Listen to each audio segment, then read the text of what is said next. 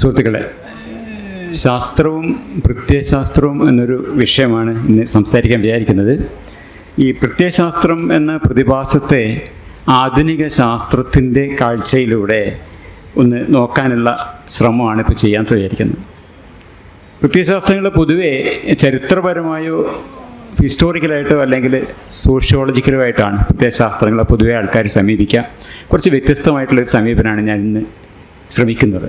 Ideologies A psychological phenomena rather than as historical currents or as sociological movements. അതാണ് ഞാൻ ശ്രമിക്കുന്ന കാര്യം. മനസ്സ് എന്ന് പറഞ്ഞാൽ മസ്തിഷ്ക പ്രവർത്തനം എന്നാണ് അർത്ഥം. അതുകൊണ്ട് മാനസിക പ്രതിഭാസങ്ങൾ എന്ന് പറയുമ്പോൾ മസ്തിഷ്ക പ്രതിഭാസങ്ങൾ എന്ന് തന്നെയാണ് അർത്ഥം. അത് നമ്മൾ മറന്നു പോകരുത്. സൈക്കോളജിക്കൽ എന്നൊക്കെ പറയുമ്പോൾ ന്യൂറോ സയൻസ് എന്നുള്ള അർത്ഥവും കൂടി അത് വരുന്നുണ്ട്. പൊതുവേ പ്രത്യയശാസ്ത്രങ്ങളെക്കുറിച്ച് ആലോചിക്കുമ്പം പറയുമ്പോഴൊക്കെ തന്നെ അത് മനുഷ്യർക്ക് പുറത്തുള്ള വേറെന്തോ ഒരു സ്വതന്ത്ര അസ്തിത്വമുള്ളൊരു സത്തയാണ് എന്ന നിലക്ക് നമ്മൾ വിചാരിക്കും.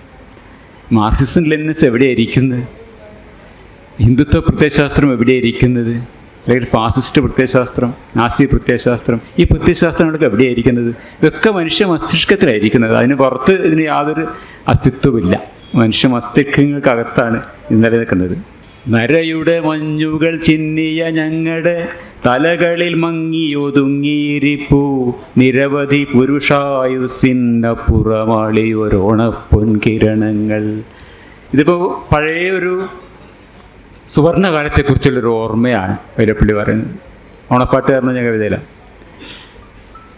ഇതൊക്കെ ഇതുപോലെ മനുഷ്യ മസ്തിഷ്കത്തിനകത്ത് ഇതുപോലുള്ള ആശയങ്ങൾ, പഴയ കാലത്തെക്കുറിച്ചുള്ള സ്മരണകൾ കിടക്കുന്നുണ്ട്. അതല്ലെങ്കിൽ പോയതിൽ നിന്നിനി എന്നോ വിരിയുന്നായതിലേക്കു കുതിക്കുകയാണിന്ന് ആയത വിശ്വാസത്തോടു ഞങ്ങളുടെ ഭാസുര ചിന്താസങ്കല്പങ്ങൾ. ഇതൊക്കെ സങ്കല്പങ്ങൾ, ഭാവിയെക്കുറിച്ചുള്ള സങ്കല്പങ്ങൾ, പഴയകാലത്തെക്കുറിച്ചുള്ള മധുരസ്മരണകൾ, ഇങ്ങനെയുള്ള ആശയങ്ങളൊക്കെ മനസ്സിലുണ്ട്. ഇതൊക്കെ ഉണ്ടാക്കുന്ന മനസ്സും മസ്തിഷ്കവും തന്നെയാണ് ഇതിനെയൊക്കെ തന്നെ പ്രത്യയശാസ്ത്രമാക്കി മാറ്റുന്നത് എന്നുള്ളതാണ്. ഭാവിയെക്കുറിച്ചുള്ള പ്രതീക്ഷകൾ, പൂർവ്വകാലത്തെക്കുറിച്ചുള്ള സുവർണകാലത്തെക്കുറിച്ചുള്ള സങ്കല്പങ്ങൾ, ഇതുപോലെ ഉള്ള മനുഷ്യ സങ്കല്പങ്ങളൊക്കെ തന്നെയാണ് പ്രത്യയശാസ്ത്രങ്ങളാക്കി മാറ്റുന്നത്. അവിടെ ഞാൻ ഈ ചിത്രം കാണിച്ചത് വിരാത്തു ബുദ്ധിസ്റ്റ് ബിൻ ലാദൻ്റെ ചിത്രമാണ് കാണിച്ചത്. ബുദ്ധിസമാണ് അതെന്താവുന്നു? അതൊരു പ്രത്യയശാസ്ത്രമാവുന്നു. ആൾക്കാരെ കൊല്ലുന്നു. അങ്ങനെയൊക്കെ സംഭവിക്കാം. ഇതൊക്കെ മനുഷ്യ മസ്തിഷ്കത്തിൽ സംഭവിക്കുന്ന കാര്യമാണ്. അപ്പോൾ ഏതൊരു ഈ ഭാസുര ചിന്താസങ്കല്പത്തെയും വേണമെങ്കിൽ പ്രത്യയശാസ്ത്രമാക്കി മാറ്റാൻ മനുഷ്യ മനസ്സിന് കഴിയും, മനുഷ്യ മസ്തിഷ്കത്തിന് കഴിയും എന്നാണ് ഞാൻ ആദ്യമായി പറയാൻ വരുന്നൊരു പോയിന്റ്. പ്രത്യയശാസ്ത്രങ്ങൾ എന്ന് പറഞ്ഞാൽ പൊതുവേ ഒരു വിശ്വാസങ്ങളുടെ കൂട്ടം എന്ന നിലക്കാണ് നമ്മൾ മനസ്സിലാക്കുക. അങ്ങനെ അല്ലാതെയും ഇതിനെ കാണാം. അത് ഒരു പ്രത്യേക ചിന്താ രീതിയായിട്ട് വേണം നമ്മളതിനെ കാണാൻ ഞാനിവിടെ പറയാൻ ശ്രമിക്കുന്നത്. അപ്പോൾ ഇത് ഈ ദേശീയതയാവട്ടെ, വംശീയതയാവട്ടെ, മത തീവ്രവാദമാകട്ടെ, ഇങ്ങനെ വിവിധങ്ങളായിട്ടുള്ള ഈ പ്രത്യയശാസ്ത്രങ്ങളെല്ലാം തന്നെ ഐഡിയോളജീസ് സൈക്കോളജിക്കൽ ഫിനോമിന എന്നുള്ള രീതിയിൽ നമ്മൾ നോക്കുമ്പോൾ അതിന് ചില പൊതു സ്വഭാവങ്ങളുണ്ടെന്ന് കാണാം. ഈ പ്രത്യയശാസ്ത്രങ്ങൾക്കൊക്കെ നമ്മൾ കാണുമ്പോൾ ഇതൊക്കെ വളരെ വ്യത്യസ്തമാണെന്ന് വിചാരിക്കുകയാണെങ്കിലും ഈ പ്രത്യയശാസ്ത്രങ്ങൾക്കൊക്കെ അടിസ്ഥാനപരമായ ചില പൊതു സ്വഭാവങ്ങളുണ്ട് എന്ന് നമുക്ക് കാണാൻ പറ്റും. ഇത് വളരെ യാദൃച്ഛികമായൊരു കാര്യമല്ല. പ്രത്യയശാസ്ത്രത്തിൻ്റെ കണ്ടന്റ് വളരെ വ്യത്യസ്തമായിരിക്കുമ്പോഴും ഈ പ്രത്യയശാസ്ത്ര ചിന്താ രീതിയുടെ അടിസ്ഥാന ഘടന ഒന്നാണെന്നുള്ളതുകൊണ്ടാണ് ഇതൊക്കെ തമ്മിൽ ഈ സാമ്യം ഉണ്ടാവുന്നത്. ഈ പ്രത്യയശാസ്ത്ര രീതിക്ക് രണ്ട് സവിശേഷതകളുണ്ട് എന്ന് പറയാം. ഒന്ന് ഒരു ഫിക്സഡ് ഡോക്ട്രിൻ എന്നുള്ളതാണ്. വേറൊന്ന് എക്സ്ക്ലൂസീവ് ഐഡൻറ്റിറ്റി കാറ്റഗറീസ്. അങ്ങനെ രണ്ട് കാര്യങ്ങളാണ് പ്രധാനമായിട്ടുള്ളത്. ഒന്നാമത് ഞാൻ പറയാം, ലോകത്തിനെക്കുറിച്ച് നിശ്ചിതമായ ഒരു സിദ്ധാന്ത ചിത്രം, A very fixed doctrine about the world, അതാണ്. രണ്ടാമത്തേത് ഈ നമ്മളും അവരും എന്നുള്ള വേർതിരിവ്. ആദ്യം നമുക്ക് ഈ ഫിക്സഡ് ഡോക്ട്രിൻ എന്നതിനെ കുറിച്ചിട്ടൊന്ന് നോക്കാം. ഇതിപ്പോൾ നാളിതുവരെ നിലനിന്നിട്ടുള്ള എല്ലാ സമൂഹങ്ങളുടെയും ചരിത്രം വർഗസമര ചരിത്രമാണ്. അതുപോലെ തന്നെ സമൂഹമാകെ തന്നെ രണ്ട് ഗംഭീര ശത്രുപാളയങ്ങളായി പരസ്പരം അഭിമുഖമായി നിൽക്കുന്ന രണ്ട് വലിയ വർഗങ്ങളായി കൂടുതൽ പിളർന്നുകൊണ്ടിരിക്കുകയാണ്. ബൂർഷ്വാസിയും തൊഴിലാളി വർഗവുമാണ് അവ. പ്രസിദ്ധമായിട്ടുള്ള കമ്മ്യൂണിസ്റ്റ് മാനിഫെസ്റ്റോയിലുള്ള വാചകങ്ങളാണ്. അതുപോലെ തന്നെ ജീവിക്കാൻ ആഗ്രഹിക്കുന്നവൻ യുദ്ധം ചെയ്യണം. സ്ഥിരമായ പോരാട്ടം ജീവിത നിയമമായ ഈ ലോകത്ത് പോരാടാൻ ആഗ്രഹിക്കാത്തവന് നിലനിൽക്കാൻ അവകാശമില്ല. ഇത് പിന്നെ നാസി പ്രത്യയശാസ്ത്രത്തിലെ മീൻ കാംഫിലെ വരികളാണ്. അപ്പോൾ അത് അടിസ്ഥാനപരമായിട്ട് ഈ ഇവരുടെ നാസികളുടെ അടിസ്ഥാന ലോകവീക്ഷണം പ്രതിഫലിപ്പിക്കുന്ന ഒരു വാചകമാണ് ഹിറ്റ്ലറിൻ്റെ. ഈ ലോകത്ത് വിവിധ ജനവിഭാഗങ്ങൾ തമ്മിൽ, വിവിധ വംശങ്ങൾ തമ്മിൽ ശാശ്വതമായ പോരാട്ടം, പെർമനൻറ്റ് സ്ട്രഗിൾ നടക്കുന്നു. അവിടെ ശക്തർ ദുർബലരെ അല്ലെങ്കിൽ താഴ്ന്നവർ എന്ന് കരുതപ്പെടുന്നവരെ കീഴടക്കാൻ, അവരെ കീഴടക്കാൻ ശക്തർക്ക് സ്വാഭാവിക അവകാശമുണ്ട് എന്നാണ് ആ ഒരു പ്രത്യയശാസ്ത്രത്തിൻ്റെ ഒരു അടിസ്ഥാന ലോകവീക്ഷണം എന്നുള്ളതാണ്. അത് ഒരു ഫിക്സഡ് ഡോക്ട്രിനാണ്. ലോകം എങ്ങനെയാണ് എന്നുള്ളതിനെ കുറിച്ചിട്ടുള്ള അവരുടെ അടിസ്ഥാന നിലപാടാണ്. ഒരു പ്രത്യയശാസ്ത്രത്തിന് റെഫറൻസ് ഞാൻ കൊടുത്തിട്ടുണ്ട്. 2 ഘടകങ്ങളുണ്ടെന്ന് ഞാൻ പറഞ്ഞു. അതിൽ ആദ്യത്തേത് ഡോക്ട്രിൻ അബൌട്ട് ദ വേൾഡ്, അതാണ് നമ്മൾ പറഞ്ഞു വരുന്നത്. ഈ ഡോക്ട്രിനൽ കണ്ടന്റ് ഓഫ് ഐഡിയോളജി എന്നുള്ളതിന് 2 ഉപവിഭാഗങ്ങളുണ്ട്. ഇതാണ് 2 ഉപവിഭാഗങ്ങളുണ്ട്. ഈ ഉപഘടകങ്ങളിൽ ആദ്യത്തേത് ലോകത്തെക്കുറിച്ച് കൃത്യമായൊരു ബ്ലാക്ക് ആൻഡ് വൈറ്റ് ചിത്രം. അത് നമ്മൾ പറഞ്ഞു, വർഗവൈരുദ്ധ്യം, വംശവൈരുദ്ധ്യം, ഇങ്ങനെയുള്ള വിവരണങ്ങൾ. അതാണ് നമ്മളിപ്പോൾ പറഞ്ഞ കാര്യം. പിന്നെ ഈ ഡോക്ട്രിനൽ കമ്പോണൻ്റ് ഓഫ് ഐഡിയോളജിയുടെ 2ാമത്തെ ഘടകമാണ് ഈ പ്രിസ്ക്രിപ്ഷൻ എന്ന് പറയുന്നത്. ആൾക്കാർ എങ്ങനെ ചിന്തിക്കണം, എങ്ങനെ പെരുമാറണം, എങ്ങനെ മറ്റുള്ളവരുമായി ഇടപെടണം എന്ന് തുടങ്ങി പ്രകൃതിയെ എങ്ങനെ കാണണം, ഈ രാജ്യത്തിൻ്റെ പൂർവ്വചരിത്രത്തെ എങ്ങനെ കാണണം, എങ്ങനെ തുടങ്ങിയിട്ടുള്ള എല്ലാ കാര്യങ്ങളെക്കുറിച്ചുള്ള പ്രിസ്ക്രിപ്ഷൻ ഒരു ഐഡിയോളജിയുടെ ഒരു അടിസ്ഥാന ഉപഘടകമാണ് അതിൻ്റെ ഡോക്ട്രിനൽ കമ്പോണൻറ്റിൻ്റെ. ഐഡിയോളജീസ് ആർ പ്രിസ്ക്രിപ്റ്റീവ് എന്നാണ്. ഈ ഡോക്ട്രിനൽ കമ്പോണൻറ്റ് കഴിഞ്ഞാൽ പിന്നെ അടുത്ത കമ്പോണൻറ്റ് എന്ന് പറഞ്ഞാൽ റിലേഷണൽ കമ്പോണൻ്റാണ്. എക്സ്ക്ലൂസീവ് ഐഡൻറ്റിറ്റി കാറ്റഗറി ഉണ്ടാക്കിയിട്ട് ആൾക്കാരെ അവർ നമ്മൾ എന്ന് തരംതിരിച്ച് കാണുക.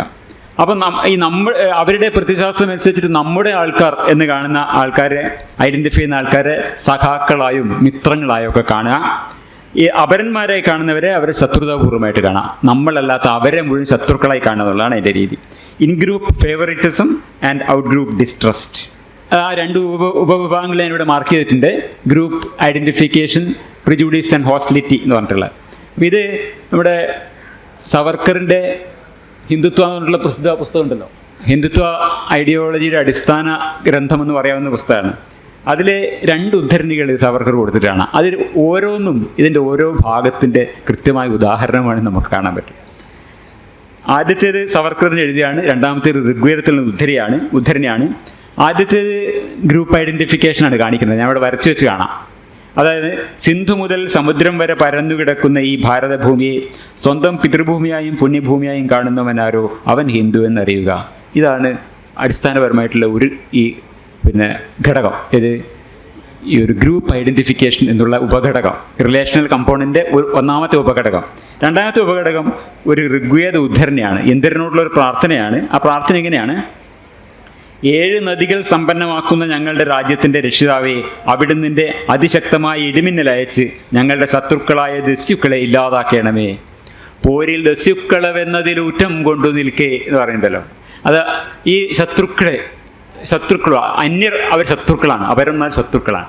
അത് ആ 2 ഘടകവും നമുക്ക് കൃത്യമായിട്ട് ഹിന്ദുത്വയുടെ ആദ്യം തന്നെ കൊടുത്തിട്ടാണ്. അപ്പോൾ ഈ ഹിന്ദുത്വവാദികൾ ഇപ്പം ഇങ്ങനെ പ്രചരിപ്പിക്കുന്ന ഈ അപരവിദ്വേഷം എൻ്റെയൊക്കെ ചെറുപ്പകാലത്ത് വാസ്തവത്തിൽ ഉണ്ടായിരുന്നതിൻ്റെ എത്രയോ മടങ്ങായിട്ട് ഇന്ന് പൊതുസമൂഹത്തെ ആവേശിച്ചിട്ടുണ്ട്. ഇന്നിപ്പോൾ നമ്മൾ സോഷ്യൽ മീഡിയയിൽ എന്തെങ്കിലും ഒരു കാരണം ഉണ്ടാക്കിയിട്ട് മുസ്ലിം വിരോധം പ്രചരിപ്പിക്കുക എന്നുള്ളതാണ് ഈ ഹിന്ദുത്വ ആൾക്കാർ ചെയ്തുകൊണ്ടിരിക്കുന്ന ഒരു കാര്യം. അതിലിപ്പോൾ നമ്മൾ പോയിട്ട് അതിനെ എതിർക്കേണ്ട ആവശ്യമൊന്നുമില്ല. അതിൽ നമ്മൾ പങ്കെടുത്തില്ലെങ്കിൽ പോലും നമ്മളെ ജിഹാദി കുട്ടിക്കൊടുപ്പുകാരൻ എന്നാണ് വിളിക്കുക. ഞാനൊക്കെ അങ്ങനെ സ്ഥിരം വിളി വെക്കുന്ന ആളാണ്. അവരെ എതിർക്കുകയൊന്നും വേണ്ട, അതിൽ നമ്മൾ പങ്കെടുക്കാതിരുന്നാൽ മതി. അതാണ് ഇപ്പോഴത്തെ നില. എൻ്റെ ചെറുപ്പകാലത്ത് ഈ സംഗതി ഇത്രയധികം കണ്ടിരുന്നില്ല. എൻ്റെ ചെറുപ്പകാലത്തെക്കുറിച്ച് പറഞ്ഞുകൊണ്ട് പറയുകയാണ്, അന്ന് ഈ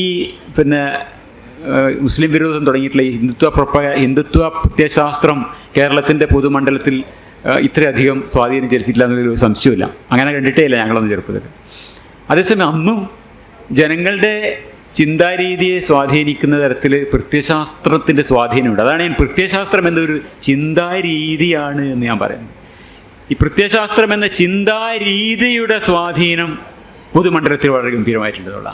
ഇത് 1979 ഒരു സിനിമയാണ്. 79 എനിക്ക് 18 വയസ്സാണ്. സംഘഗാനം എന്ന് പറഞ്ഞാൽ നമ്മളെ ശ്രീനിവാസൻ അഭിനയിച്ച ആദ്യകാലത്തെ ഒരു സിനിമയാണ്. എം സുകുമാരൻ്റെ കഥയാണ്. എം സുകുമാരൻ എന്ന് പറഞ്ഞാൽ ഞങ്ങളുടെയൊക്കെ ചെറുപ്പകാലത്ത് വളരെ പ്രസിദ്ധനായിട്ടുള്ള ഒരു പിന്നെ എഴുത്തുകാരനാണ്, മരിച്ചിട്ടില്ലാത്തവർ സ്മാരകങ്ങളൊക്കെ പറഞ്ഞിട്ടുള്ളത്. അപ്പോൾ അദ്ദേഹത്തിൻ്റെ കഥയാണ്. പിന്നെ സംവിധാനം PA ബക്കർ 1979 അന്ന് തിയേറ്ററിൽ പോയി കണ്ടിട്ടുണ്ട്. അതിൻ്റെ അവസാനം എഴുതി കാണിക്കുന്നതാണിത്. ഇതിൻ്റെ ഏറ്റവും അവസാനം, നീ നിന്റെ രക്തത്തെ കണ്ടെത്തുക, തിരിച്ചറിയുക, സംഘം ചേരുക എന്നാണ് സംഘകാരം എന്നുള്ളതിൻ്റെ അവസാനം പറയുന്ന കാര്യം. കൃത്യമായിട്ട് ഇത് എന്താണിത്? ഐഡിയോളജി, പ്രത്യയശാസ്ത്രം എന്ന ചിന്താരീതിയുടെ നമ്മൾ കണ്ടില്ലേ, നമ്മുടെ in group out group hostility, അത് ഗ്രൂപ്പ് ഐഡൻറ്റിഫിക്കേഷൻ എന്ന് പറഞ്ഞ സംഗതിയാണിത്. അത് ഞാൻ പറഞ്ഞത്, പ്രത്യയശാസ്ത്രങ്ങളുടെ അടിസ്ഥാനപരമായ 2 ഘടകങ്ങളും ഓരോന്നിനും 2 ഉപഘടകങ്ങളും ഉണ്ട്. അതിനുള്ള ഉദാഹരണങ്ങൾ ഞാൻ ഇവിടെ കാണിച്ചത്. അപ്പോൾ അന്നൊന്നും ഇത് തിരിച്ചറിയാൻ പറ്റിയിട്ടില്ല. അന്നൊക്കെ നമ്മൾ പ്രത്യയശാസ്ത്രം ഇപ്പം നമ്മൾ ഈ മാർക്സിസ്റ്റ് ലെനിനിസ്റ്റ് പ്രത്യയശാസ്ത്രമൊക്കെ തകരാറാണെന്ന് മനസ്സിലാക്കുമ്പോഴും ഈ പ്രത്യയശാസ്ത്രം എന്ന ചിന്താരീതിക്ക് എന്തെങ്കിലും പ്രശ്നം ഉണ്ടെന്നുള്ളത് അന്ന് മനസ്സിലായിട്ടില്ല. അത് പിന്നെ കുറച്ച് കാലം കഴിഞ്ഞിട്ടാണ് പിന്നെ അത് മനസ്സിലാവുന്നത്. ഇത് അടിസ്ഥാനപരമായിട്ട് ഈ പ്രത്യയശാസ്ത്രം എന്നത് കേവലമായ പ്രത്യയശാസ്ത്രത്തിൻ്റെ കണ്ടന്റിൻ്റെ മാത്രം പ്രശ്നമല്ല. മാത്രം ഞാൻ പ്രത്യേകം പറയുന്നില്ല കേട്ടോ, എല്ലാ പ്രത്യയശാസ്ത്രങ്ങളും ഒരുപോലെയാണ് എന്നല്ല പറയുന്നത്. അതിൻ്റെ കണ്ടന്റിലൊക്കെ വളരെ വ്യത്യാസങ്ങളുണ്ട്. എന്നിരിക്കലും ചില അടിസ്ഥാനപരമായ പ്രശ്നങ്ങൾ ഇതിലുണ്ട്.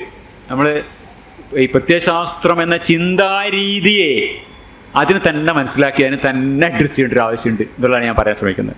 വളരെ സവിശേഷമായ ആശയങ്ങളുടെയും ചട്ടങ്ങളുടെയും അനുഷ്ഠാനങ്ങളുടെയും ഒരു അടഞ്ഞ ലോകമാണ് പ്രത്യയശാസ്ത്രം. അതുകൊണ്ട് ഈ വിശ്വാസികളുടെ വിശ്വാസം വളരെ അചഞ്ചലമാണ്. വെരി റെസിസ്റ്റൻറ്റ് ടു എവിഡൻസ് എന്ന് പറയും. ഈ കറുപ്പിനും വെളുപ്പിനും അപ്പുറത്തുള്ള മറ്റ് സാധ്യതകൾ കാണിച്ചു തരുന്ന യാതൊരു തെളിവിൻ്റെ മുൻപിലും ഈ അടഞ്ഞ ലോകത്തിൻ്റെ ജനാലകൾ തുറക്കപ്പെടില്ല. ഇപ്പം നമ്മൾ മാർക്സിസ്റ്റ് പ്രത്യയശാസ്ത്രത്തിൽ വിശ്വസിക്കുന്ന ഒരു ചങ്ങാതിയോട് പോയിട്ട് നമ്മൾ മാർക്സിസ്റ്റ് ലെനിനിസ്റ്റ് വിശ്വാസപ്രകാരം അവർ പറയുന്ന പ്രത്യയശാസ്ത്ര ആശയപ്രകാരമല്ല ലോകത്ത് മാറ്റങ്ങൾ, സമൂഹ മാറ്റങ്ങൾ ഉണ്ടായിട്ടുണ്ടെന്നുള്ളതിനൊരു സമീപകാല ജേണലിൽ വന്ന എൻ്റെ ഒരു അനുഭവത്തിന് ഞാൻ പറയുന്നത്, സമീപകാല ജേണലിൽ വന്ന ഒരു പേപ്പർ, പിയർ റിവ്യൂഡ് പേപ്പർ എടുത്തിട്ട് നമ്മൾ കൊടുത്തു വിചാരിക്കാം. ഒരു ടവൽ എടുത്തിട്ട് ഇങ്ങനെ കൂട്ടിപ്പിടിച്ചിട്ട് ദൂരേക്ക് എറിഞ്ഞാളി. അത് എന്താണ്, ഇതിൻ്റെ മെത്തഡോളജിയേ ശരിയല്ല, അത് വായിക്കാൻ പോലും മെനക്കെടില്ല. ഇതാണല്ലേ എന്നിട്ട് ഇങ്ങനെ തൂക്കിയെടുത്തിട്ട് കണ്ണൂർക്കാർ പറയുമ്പോൾ എടുത്ത് ചാടിക്കണം. അതാണ്, വായിക്കൂല. അപ്പോൾ എന്ന് പറഞ്ഞാൽ അതാണ് ഇതിൻ്റെ ഒരു ഈ ക്ലോസ്ഡ് ആയിട്ടുള്ള, അവർ അതിൻ്റെ അകത്തുനിന്ന് പുറത്തേക്ക് നോക്കില്ല. വളരെ റെസിസ്റ്റൻ്റ് ആണ്. It is very resistant to evidence. അവർ ആ എവിഡൻസ് നേരെ കണ്ണു തുറക്കുക പോലും ഇല്ല എന്നുള്ള. I won't touch it with 6 foot pole എന്ന് പറഞ്ഞില്ല, അതുപോലെ. അപ്പോൾ അതുപോലെ ഈ ഫാസിസം ആയാലും ശരി, പിന്നെ അല്ലെങ്കിൽ കമ്മ്യൂണിസമായാലും പരിസ്ഥിതി തീവ്രവാദമായാലും ഈ എല്ലാ പ്രത്യയശാസ്ത്രങ്ങളും, മത തീവ്രവാദമായാലും, ഇതൊക്കെ തന്നെ ഈ സമൂഹത്തിൻ്റെ പ്രശ്നങ്ങൾക്ക് വളരെ സുനിശ്ചിതമായ ഭാവനാ പരിഹാരങ്ങളാണ് വാഗ്ദാനം ചെയ്യുന്നത്. Absolute and utopian answers to societal troubles. അതുപോലെ തന്നെ മനുഷ്യർ എങ്ങനെ ജീവിക്കണം, എങ്ങനെ പ്രവർത്തിക്കണം എന്നതിനുള്ള നിർദ്ദേശങ്ങൾ പ്രിസ്ക്രിപ്റ്റീവാണ്, ഞാൻ പറഞ്ഞു കഴിഞ്ഞു. In group out group mentality രൂപപ്പെടുത്താനായിട്ട് അതിനനുസരിച്ചുള്ള പല ചിഹ്നങ്ങളും അനുഷ്ഠാനങ്ങളും. ഒരു കൊടിയൊക്കെ പോയാലുള്ള പ്രശ്നം എന്താണെന്നറിയോ, ഒരു കൊടിമരമൊക്കെ കീറാന്നൊക്കെ പറഞ്ഞാൽ കൊലപാതകം നടക്കും അവിടെയൊക്കെ. ആ രീതിയിൽ പിന്നെ ഈ ചിഹ്നങ്ങൾക്കൊക്കെ വളരെയധികം പ്രാധാന്യമുണ്ട്. അപ്പോൾ ഏറ്റവും ആത്മാർത്ഥമായ ഉദ്ദേശങ്ങളാലും ഏറ്റവും ഉദാത്തമായ ആദർശങ്ങളാലും നയിക്കപ്പെടുന്ന പ്രത്യയശാസ്ത്രങ്ങളിലും ഇതേ സവിശേഷതകൾ രൂപപ്പെട്ടു വരും. വ്യക്തിയുടെ അന്തസ്സും വ്യക്തിത്വത്തിൻ്റെ വികാസവും അഭിവൃദ്ധിയും ലഭ്യമാക്കുന്നു എന്ന് പ്രഖ്യാപിക്കുന്ന പ്രത്യയശാസ്ത്രങ്ങൾ പോലും ഈ പ്രത്യയശാസ്ത്ര ചിന്താരീതിയിലേക്ക്, ഈ തത്വസംഹിതകളൊക്കെ പ്രത്യയശാസ്ത്ര ചിന്താരീതിയിലേക്ക് മാറാമെന്നുള്ളതാണ്. അതാണ് ഞാൻ പറഞ്ഞത്, every kind of cultural narrative use to explain the world can tip into a totalising ideology. മനുഷ്യ സമൂഹത്തെയും സംസ്കാരത്തെയും കുറിച്ചുള്ള ഏതൊരു ആഖ്യാനവും ഒരു സമഗ്ര സ്വഭാവമുള്ള പ്രത്യയശാസ്ത്രമായി മാറാം. ഈ ആഖ്യാനങ്ങൾ രൂപപ്പെടുന്നത് മനുഷ്യ മസ്തിഷ്കങ്ങളാണ്. അവയെ ടോട്ടലൈസിങ് ഐഡിയോളജൈസ് ആക്കി മാറ്റാനും ഇതേ മനുഷ്യ മസ്തിഷ്കങ്ങൾക്ക് കഴിയും. അതുകൊണ്ട് നാസ്തികത എന്നോ യുക്തിവാദമെന്നോ ഒക്കെയുള്ള ആശയങ്ങളെ മുൻനിർത്തി പൊതുപ്രവർത്തനം നടത്തുന്ന നമ്മളും വളരെ ശ്രദ്ധിക്കേണ്ട ഒരു വിഷയമാണ്.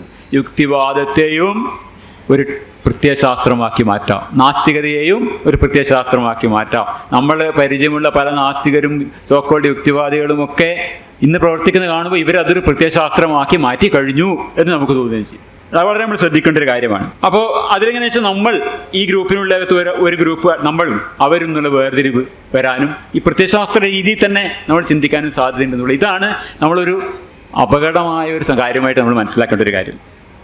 അപ്പോൾ അങ്ങനെ വരുമ്പോഴേക്കും ഈ ചിന്താരീതി നമ്മുടെ കാഴ്ചകളെ ഏകപക്ഷീയമാക്കുന്നു, നമ്മുടെ ഉള്ളിൽ നിന്ന് ഉയരുന്ന ചോദ്യങ്ങളെയും സംശയങ്ങളെയും അടിച്ചമർത്തുകയും നമ്മുടെ വ്യക്തിത്വത്തെയും നമ്മുടെ സർഗാത്മകതയെയും അത് കീഴ്പ്പെടുത്തുകയും ചെയ്യും എന്ന് നമ്മൾ എപ്പോഴും ഓർക്കേണ്ടതുണ്ട്. ഈ വളരെ കർക്കശവും അനുഷ്ഠാനബദ്ധവുമായ ഈ ചിന്താരീതി നമ്മുടെ വ്യക്തിത്വത്തെ തന്നെ മാറ്റിക്കളയും. അത് നമ്മൾ പലപ്പോഴും കണ്ടിട്ടുള്ളതാണ് കേട്ടോ. നമ്മൾ നേരത്തെ വളരെ സ്വതന്ത്രമായും വളരെ എനിക്കൊരു വളരെ ഓർമ്മയുടെ ഒരു കക്ഷിയുണ്ട്. ഞങ്ങൾ ഒരു കാലത്ത് അദ്ദേഹം വേറൊരു മെഡിക്കൽ കോളേജിൽ, ഞാൻ 2 മെഡിക്കൽ കോളേജിൽ പഠിച്ച ആൾക്കാരാണ്. അപ്പോൾ ഞങ്ങളൊരു ക്യാമ്പിൽ വെച്ച് പ്രകൃതി ഇതൊരു ക്യാമ്പ് നടക്കും. കുറേ വർഷങ്ങളും ഞാൻ ഒരു 3rd MBBS അങ്ങനെ പഠിക്കുന്ന കാലത്താണ് കണ്ടുമുട്ടുക. അപ്പോൾ വളരെ സൗകര്യത്തിനൊക്കെ സംസാരിച്ചിരുന്ന ഒരാളാണ്. ഒരുപാട് തമാശയൊക്കെ പറഞ്ഞു. ഒരു കൊല്ലം 1-2 കൊല്ലം കഴിഞ്ഞിട്ട് ഈ കക്ഷിയെ കാണുമ്പോൾ ഇയാളൊരു എന്താ പറയുക, ഒരു മാർക്സിസ്റ്റ് പെന്തക്കോസ്റ്റ് ഗ്രൂപ്പ് എന്ന് പറയാം അതിന്, അങ്ങനത്തെ ഒരു ഗ്രൂപ്പിൽ ചേർന്നിരിക്കുക. ഒരു തമാശയില്ല, ഫുൾ സീരിയസ്, ഭയങ്കരമായിട്ട് ലോകത്തിൻ്റെ ഭാരം മുഴുവൻ എൻ്റെ തലയിലാണെന്നുള്ള മട്ടിൽ ഫുൾ സീരിയസ്, ഒന്നും പറയാൻ പറ്റൂല. ഇതല്ലേ, ആളെ മാറിപ്പോയി. ഈ ഒരു സംഗതി നമ്മൾ പലപ്പോഴും കാണുന്നതാണ്. നിങ്ങൾ പ്രത്യയശാസ്ത്രത്തിലേക്ക് പോയി കഴിഞ്ഞാൽ ആളുടെ വ്യക്തിത്വം തന്നെ മാറിപ്പോകുന്നൊരു സംഗതിയുണ്ട്. ഇത് നമ്മൾ വിചാരിക്കുന്നത് എന്താ പറയുക, നമ്മുടെ ആശയങ്ങളെയും ആദർശങ്ങളെയും മാത്രമല്ല, ഇത് മസ്തിഷ്കത്തിനെ മൊത്തം മാറ്റുന്നു. ഈ ചിന്താരീതി മസ്തിഷ്കത്തിനെ മൊത്തം മാറ്റുന്നതാണ്. ഇതൊരു ചിന്താരീതിയുടെ പ്രശ്നമാണ് നമ്മൾ മനസ്സിലാക്കേണ്ടത്. ഞാൻ പറഞ്ഞ വെച്ചാൽ എത്ര ഉദാത്തമായ ആശയങ്ങൾ, വളരെ എന്താ പറയുക, വളരെ വിശാലമായ, വളരെ ലിബറലായ എന്നൊക്കെ പോകുന്ന ചില ആശയങ്ങളൊക്കെ തന്നെ തുടങ്ങിയിട്ട്, അല്ലെങ്കിൽ വളരെ നിസ്വാർത്ഥമായ ആശയങ്ങളൊക്കെ തുടങ്ങിയിട്ട് അത് എത്തിപ്പോകുന്നത് പ്രത്യയശാസ്ത്ര വഴിക്ക് പോയി കഴിഞ്ഞാൽ വലിയ അപകടങ്ങളിലേക്കായിരിക്കും. ഓക്കെ, ഇത് പോൾ പോട്ടിൻ്റെ ചിത്രമാണ്.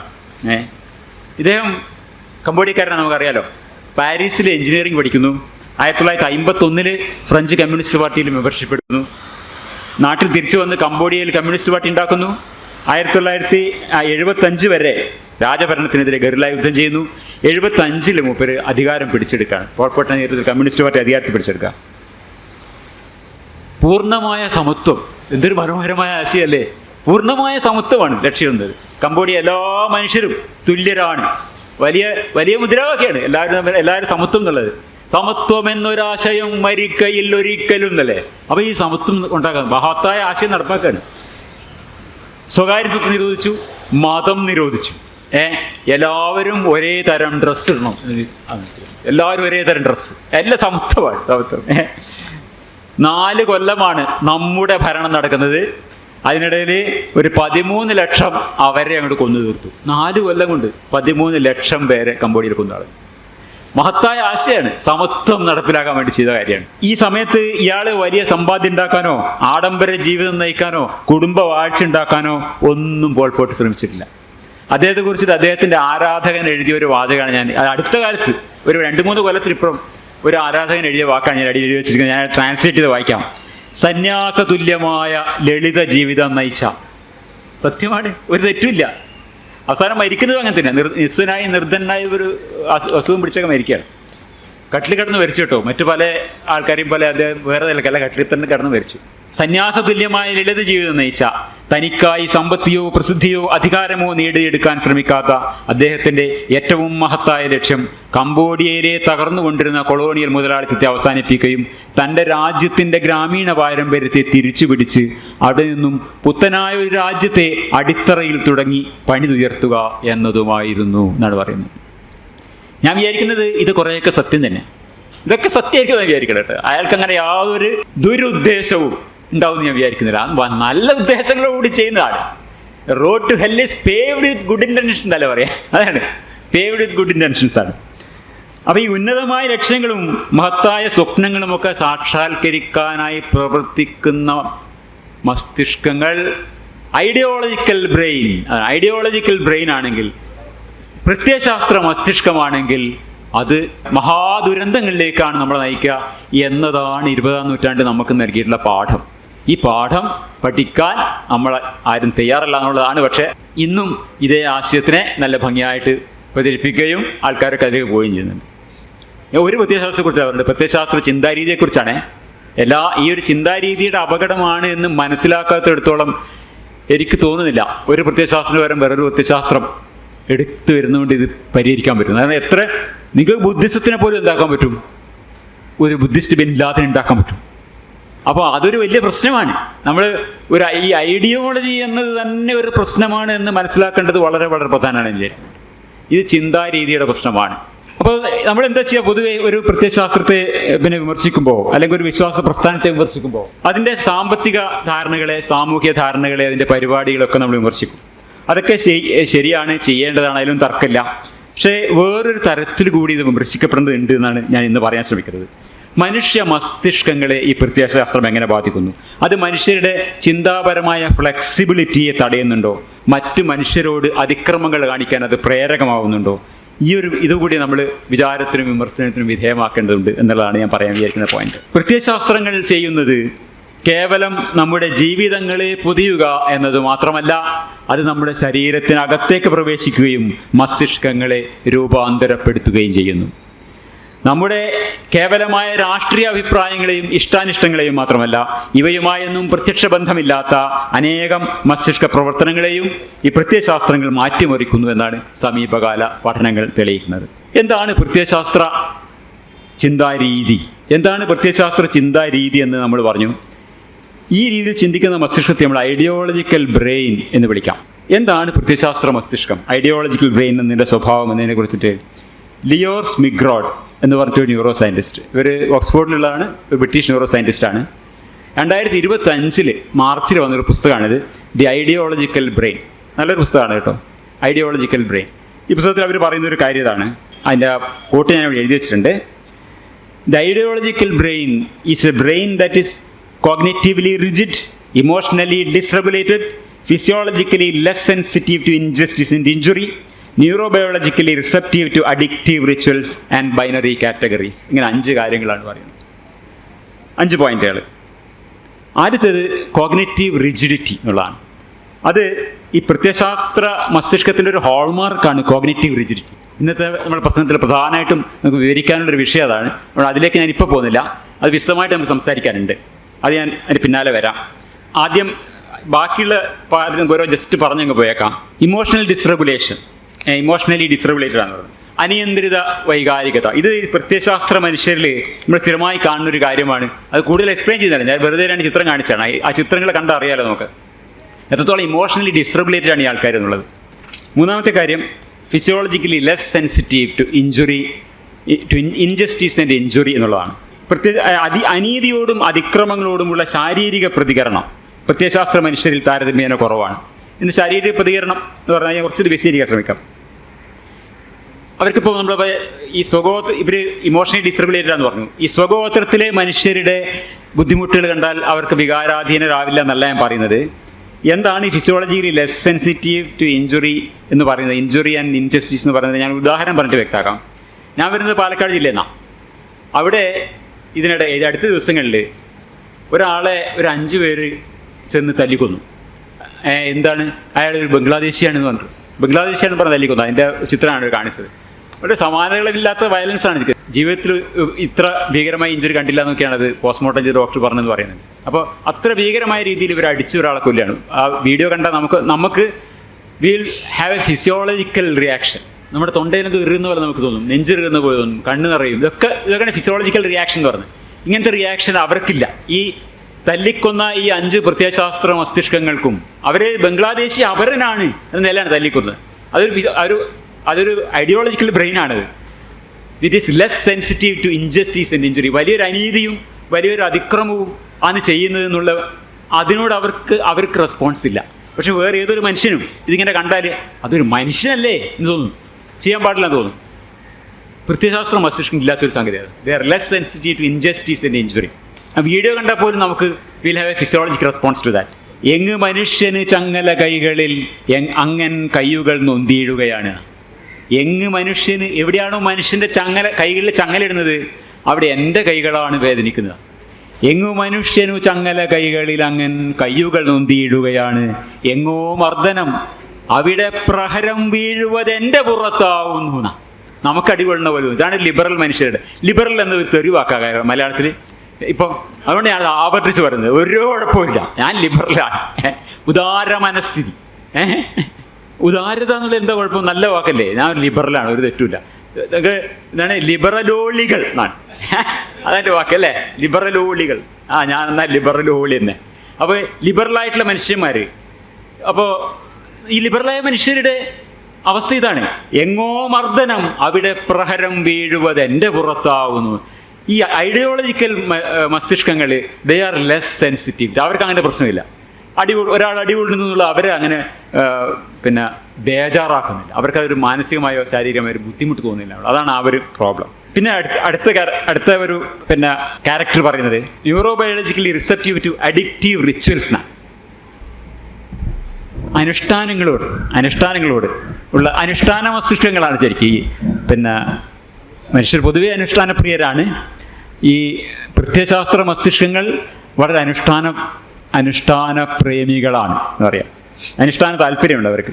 മതാനുഷ്ഠാനങ്ങൾ, മാർച്ച് പാസ്റ്റുകൾ, മഹാസമ്മേളനങ്ങൾ, ഇതൊക്കെ ഈ പ്രത്യയശാസ്ത്ര പ്രസ്ഥാനങ്ങളുടെ അടിമുടി അനുഷ്ഠാന നിർഭരമായ ഏർപ്പാടുകളാണ്. മരിച്ചു കഴിഞ്ഞാൽ പ്രസ്ഥാനത്തിൻ്റെ കൊടി കൊണ്ട് പുതപ്പിക്കുക, അത് വലിയൊരു സംഗതിയാണ്. അതിനുവേണ്ടി മാത്രം, അതൊന്ന് മഹാകാര്യമായി വിചാരിക്കുന്ന ആൾക്കാരുണ്ട്. മരിച്ചു കഴിഞ്ഞ് ശരീരത്തിനെ ഈ കൊടി കൊണ്ട് പുതപ്പിക്കുക എന്നുള്ളത് എന്തോ വലിയൊരു കാര്യമായിട്ട് പറയുകയും ജീവിതകാലം ഒരു അഭിലാഷമായി കൊണ്ടുവരിക. ഇതാണ് ആ അനുഷ്ഠാനപ്രിയത എന്ന് ഞാൻ പറയുന്നത്. ന്യൂറോബയോളജിക്കലി റിസെപ്റ്റീവ് ടു ബൈനറി കാറ്റഗറീസ് ആണ് ആ 5ാമത്തെ വിഷയം. അതായത് ലോകത്തെ മൊത്തം പിന്നെ കറുപ്പും വെളുപ്പമായി കാണുക. അതായത് വളരെ ബൈനറി ആയിട്ട് കാണാം. അപ്പോൾ അതാണ് പ്രത്യയശാസ്ത്ര മസ്തിഷ്കത്തിൻ്റെ രീതി. ശക്തർ, ദുർബലർ, നല്ലത്, ചീത്ത, മിത്രം, ശത്രു, ശുദ്ധം, അശുദ്ധം, ആണ്, പെണ്ണ്, ഇങ്ങനെ ബൈനറികളായിട്ട് ലോകത്തെ കാണുക എന്നുള്ളത് ഈ പ്രത്യയശാസ്ത്ര മസ്തിഷ്കത്തിൻ്റെ ഒരു സ്വാഭാവിക രീതിയാണ്. ഇനി നമ്മൾ ഒന്നാമത് പറഞ്ഞ റിജിഡിറ്റി എന്നുള്ള വിഷയത്തിലേക്ക് പോവാം. ഇതാണ് പ്രത്യയശാസ്ത്ര ചിന്താരീതിയുടെ അടിസ്ഥാന സ്വഭാവം. അതാണ് നമുക്ക് കുറച്ച് വിശദമായിട്ട് ചർച്ച ചെയ്യാനുള്ളൊരു വിഷയം. ഈ പ്രത്യയശാസ്ത്ര മസ്തിഷ്കത്തിൻ്റെ മസ്തിഷ്കം എന്നൊക്കെ പറയുമ്പോൾ ഇടയ്ക്കിടയ്ക്ക് തിരിഞ്ഞു പോകട്ടെ ഒരു അതുകൊണ്ട് കുഴപ്പമില്ല. ചിലപ്പോൾ റെഡിയാവും, ചിലപ്പോൾ റെഡിയാവില്ല. മനുഷ്യ മസ്തിഷ്കം കൊള്ളാം, ശരിയായി. അപ്പം ഈ പ്രത്യയശാസ്ത്ര മസ്തിഷ്കത്തിൻ്റെ ഈ റിജിഡിറ്റി എന്ന് പറയുമ്പം ഈ ഫ്ലെക്സിബിലിറ്റി എന്നുള്ളതാണ് നമ്മൾ മനസ്സിലാക്കേണ്ടത്. അതാണ് റിജിഡിറ്റി എന്ന് ഫ്ലെക്സിബിലിറ്റി പറയുമ്പോഴാണ് മനസ്സിലായി. എന്താണ് ഫ്ലെക്സിബിലിറ്റി? പിന്നെ സെബാസ്റ്റ്യനൊക്കെ പറഞ്ഞൊരു വിഷയമാണത്. തെളിവുകൾ കണ്ടാൽ അതനുസരിച്ച് നമ്മുടെ വിശ്വാസങ്ങളെ മോഡിഫൈ ചെയ്യാം, വ്യത്യാസപ്പെടുത്താം. അതിനുള്ള കഴിവാണ് ഫ്ലെക്സിബിലിറ്റി എന്ന് പറയുന്നത്. ഇപ്പം എന്തെല്ലാം തെളിവുകൾ കണ്ടാലും അതൊന്നും ശ്രദ്ധിക്കാതെ എന്താണോ തനിക്ക് നേരത്തെ ബോധ്യപ്പെട്ടത്, അതല്ലെങ്കിൽ ആചാര്യന്മാരെന്താണോ വിശ്വസിച്ച് പോന്നിട്ടുള്ളത്, അതല്ലെങ്കിൽ സമൂഹത്തിലെ ഭൂരിപക്ഷം ആൾക്കാർ എന്താണോ പറഞ്ഞു പോരുന്നത്, അതിൽ തന്നെ പിടിച്ചു നിൽക്കുക എന്നുള്ളതാണ് റിജിഡിറ്റി. അത് ഫ്ലെക്സിബിലിറ്റി ഇല്ലായ്കയാണ്. അപ്പം ഇത് കേവലം സാമൂഹ്യ, ധാർമ്മിക, രാഷ്ട്രീയ വിഷയങ്ങളിൽ, അഭിപ്രായങ്ങളിൽ മാത്രമല്ല എന്നുള്ളതാണ് ഒരു വിഷയം. ഐഡിയോളജിക്കൽ ബ്രെയിനിൻ്റെ ഈ റിജിഡിറ്റി അബോധപൂർവമായ പ്രതികരണങ്ങളിൽ പോലും നമുക്ക് കാണാം എന്നാണ് സൈക്കോളജിസ്റ്റുകൾ പറയുന്നൊരു കാര്യം. അതായത് ഒരാളുടെ മെൻ്റൽ ഫ്ലെക്സിബിലിറ്റി അളക്കാൻ പറ്റും. അങ്ങനെ അളന്നാൽ നിങ്ങളുടെ മസ്തിഷ്കം എത്രത്തോളം ഐഡിയോളജിക്കൽ ബ്രെയിൻ ആണ് അളക്കാൻ പറ്റുന്നതാണ്. ഐഡിയോളജിക്കൽ ബ്രെയിൻ ആണെന്ന് അറിയാൻ പറ്റും. അതുകൊണ്ടാണ് ഇത് സൈക്കോളജിസ്റ്റുകൾ വളരെ പ്രാധാന്യം കൊടുക്കുന്നത്. അതായത് this A hallmark of ideological brain എന്നുള്ള നിലക്ക്. ഇപ്പം മെൻ്റൽ ഫ്ലെക്സിബിലിറ്റി വിലയിരുത്താനുള്ള ഒരു ടെസ്റ്റാണ്, ഒരു ന്യൂറോ സൈക്കോളജിക്കൽ ടെസ്റ്റാണ് വിസ്കോൻസിൻ കാർഡ് സോർട്ടിംഗ് ടെസ്റ്റ്. ഇതൊരു ഓൺലൈൻ ടെസ്റ്റായിട്ട് നമുക്കൊക്കെ വേണമെങ്കിൽ എടുത്തു നോക്കാം. ഫോണിൽ നോക്കിയാൽ നമുക്ക് അവിടെ എത്താം, പക്ഷേ ഫോണിൽ ചെയ്യാൻ പറ്റുന്നുണ്ടാവില്ല. എനിക്ക് നോക്കിയിട്ട് പറ്റിയില്ല. ലാപ്ടോപ്പോ ഡെസ്ക്ടോപ്പോ വേണ്ടി വരും. ലാപ്ടോപ്പിലാണ് ഞാൻ ചെയ്ത് നോക്കിയത് കേട്ടോ. നമുക്കൊക്കെ നോക്കാം നമ്മുടെയൊക്കെ ഫ്ലെക്സിബിലിറ്റി എത്ര ഉണ്ട് നോക്കാം. ഞാൻ ലാപ്ടോപ്പിലാണ് ചെയ്ത് നോക്കിയത്. ഞാൻ ആ ടെസ്റ്റ് എടുത്തു.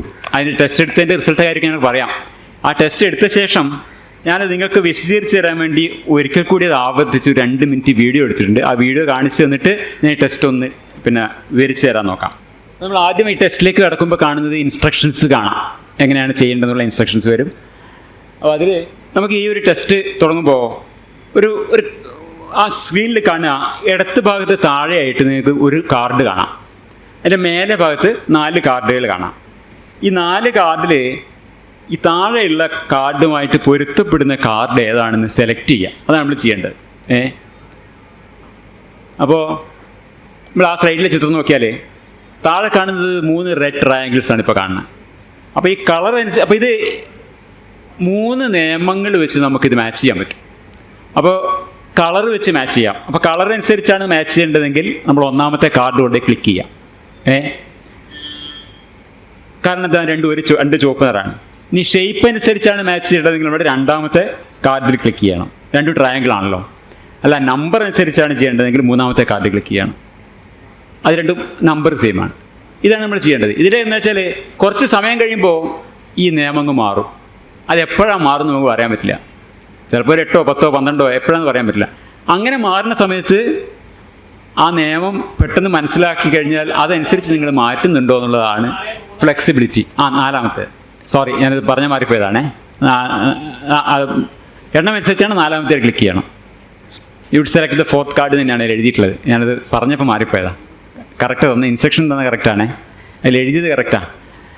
U would select the fourth card. If you match according to color, you would click the first card. If you match according to shape, you would select the second card. If you match according to number, you would select the fourth card. ശരി, അങ്ങനെയാണ്. അപ്പോൾ ഇതാണ് ചെയ്യേണ്ടത്. അപ്പോൾ അത് ഞാൻ ഒരു video കാണിച്ച് തരാൻ നോക്കാം. അപ്പോൾ ഞാൻ പറയുമ്പോൾ ചിലപ്പോൾ 2, 3 ആയി പോകും കേട്ടോ. അത് കുഴപ്പമില്ല. ബാക്കി പാടി നീട്ടി ലഘുക്കളെ എന്ന് പറഞ്ഞ പോലെ നിങ്ങളങ്ങ് ശരിയാക്കിയാൽ മതി. ശരി.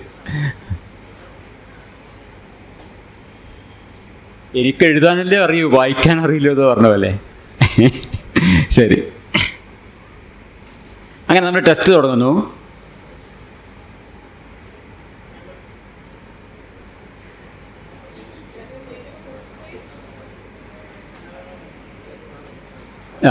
ഇതിപ്പോൾ നമ്മൾ ചെയ്ത് കണ്ടില്ലേ, ഇടത് ഭാഗത്ത് താഴെ നമ്മൾ 2 നക്ഷത്രങ്ങളാണ് കണ്ടത്.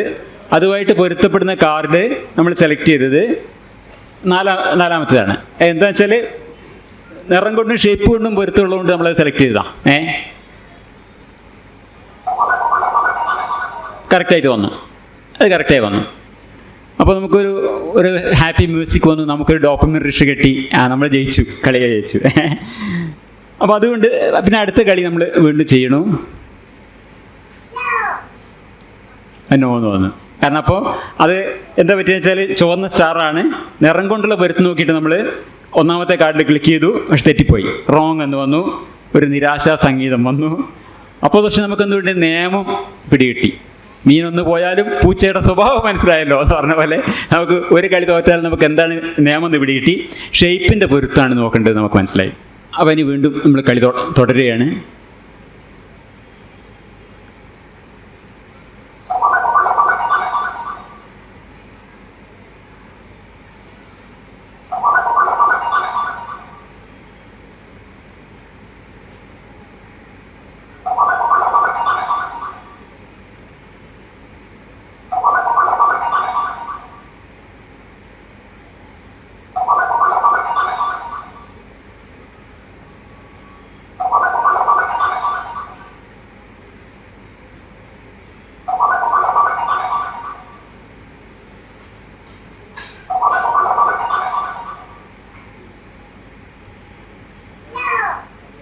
തെറ്റി. അപ്പോൾ അതുവരെ നമ്മൾ ശരിയായിട്ട് പോകുന്നതാ. എത്ര 7 എണ്ണം നമുക്ക് അതേ നിയമം വെച്ച് പോയി.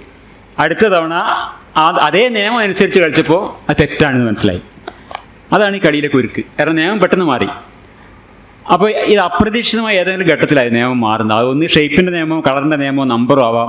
ഈ കളിയുടെ നിയമം മാറി എന്ന് മനസ്സിലാക്കി എത്രയും പെട്ടെന്ന് ഫ്ലെക്സിബിളായിട്ട് അതിനോട് റെസ്പോണ്ട് ചെയ്യാൻ പറ്റുക എന്നുള്ളതാണ് നിങ്ങളുടെ മനസ്സിൻ്റെ നമ്മുടെ മസ്തിഷ്കത്തിൻ്റെ ഫ്ലെക്സിബിലിറ്റി എന്നാണ് വെച്ചിരിക്കുന്നത്.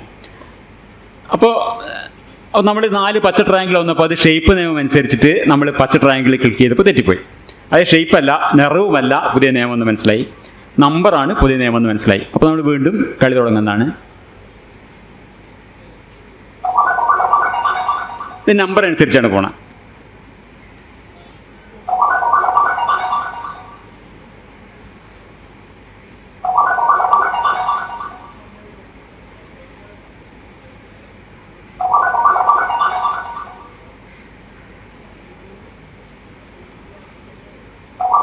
ഒക്കെ നമ്പർ അനുസരിച്ചാണ് പോയിക്കൊണ്ടിരിക്കുന്നത്.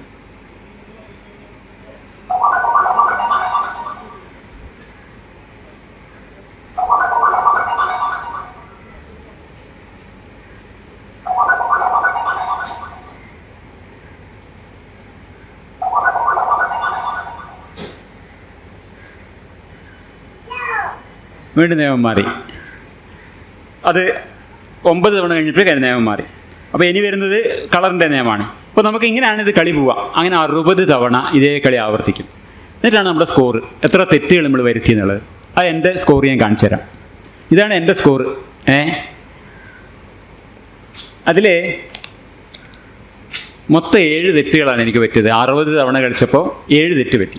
അതിൽ 6 എണ്ണം പെർസിവേഷൻ എറേഴ്സ് ആണ്. പെർസിവേഷൻ എറേഴ്സ്, അതായത് നിയമം മാറിയിട്ടും പഴയ നിയമം വെച്ച് തന്നെ കളിച്ചതാണ് പെർസിവറേഷൻ എന്ന് പറയുന്നത്.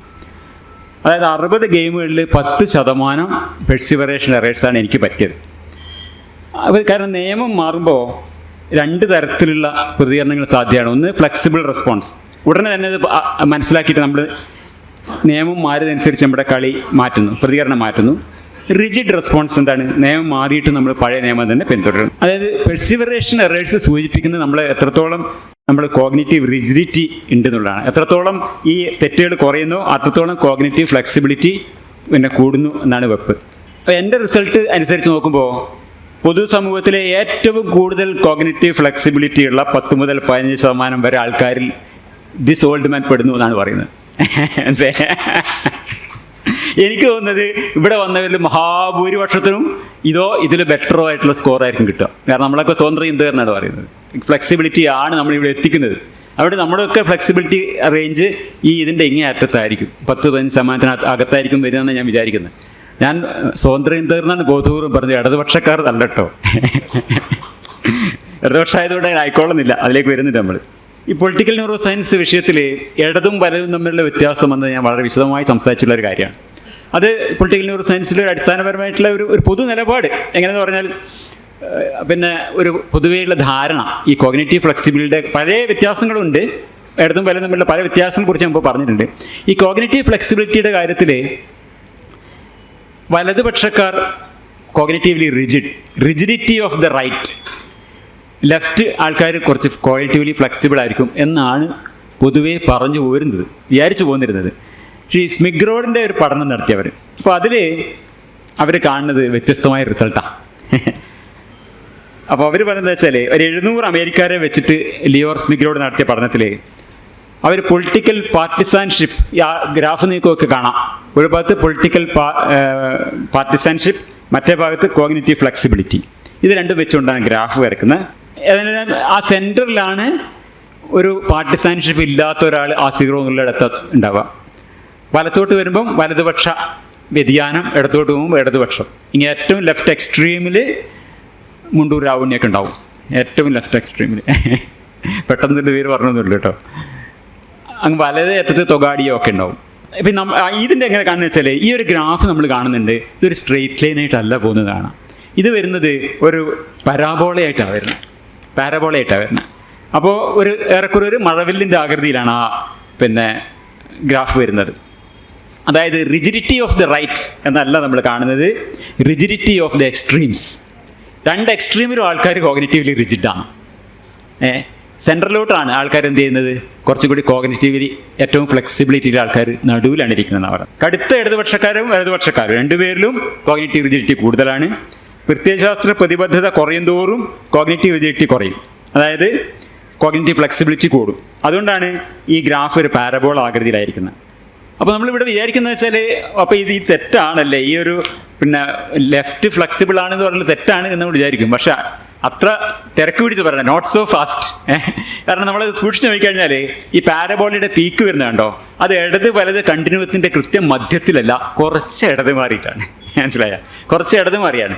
അപ്പോൾ ഏറ്റവും കോഗ്നിറ്റീവ് ഫ്ലെക്സിബിലിറ്റി ഉള്ളത് പ്രത്യയശാസ്ത്ര ബാധയില്ലാത്ത, അതേസമയം ഇടതുപക്ഷ ചായ്വുള്ള ഞാനും അരുണൊക്കെ പോലുള്ള ആൾക്കാരാണ് കുറേ കൂടി കോഗ്നിറ്റീവ്ലി ഫ്ലെക്സിബിൾ എന്നാണ് പിന്നെ ലിയോർ സ്മിഗ്രോഡ്. ഇപ്പോൾ cognitively left is more flexible, but പ്രത്യയശാസ്ത്ര ഈ ചായ്വ് കുറഞ്ഞ ലെഫ്റ്റ്, അതിൻ്റെ കുറയില്ല, കുറച്ച് ലെഫ്റ്റിലേക്കാണ് ഇതിൻ്റെ പാരബോളയുടെ അറ്റം പോയിരിക്കുന്നത്, അഗ്രം പോയിരിക്കുന്നത്. അപ്പോൾ നമ്മൾ പറഞ്ഞു വരുന്നത് എന്താ വെച്ചാൽ, ഈ കാർഡുകളിലെ ചിത്രരൂപങ്ങളിൽ ഉള്ളതടക്കം ഏതൊരു തരം അറിവിനെയും കൈകാര്യം ചെയ്യുന്നതിൽ നമ്മുടെ മസ്തിഷ്കം പ്രദർശിപ്പിക്കുന്ന റിജിഡിറ്റി എന്നത് പ്രത്യയശാസ്ത്രപരമായ തിരഞ്ഞെടുപ്പുകളും പ്രവർത്തനങ്ങളും ഉൾക്കൊള്ളുന്ന നമ്മുടെ വികസിത മസ്തിഷ്കത്തിൻ്റെ പ്രവർത്തനങ്ങൾ അതിനെ അടക്കം ബാധിക്കുന്നതാണ് മനസ്സിലാക്കുന്നത്.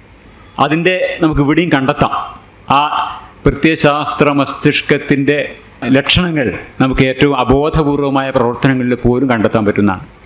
ഈ കോഗ്നിറ്റീവ് റിജിഡിറ്റി എന്നുള്ളത് ഒരു പ്രത്യയശാസ്ത്ര മസ്തിഷ്കത്തിൻ്റെ സൂചകമായി നമുക്ക് കണക്കാക്കാം എന്ന് മനസ്സിലാക്കി.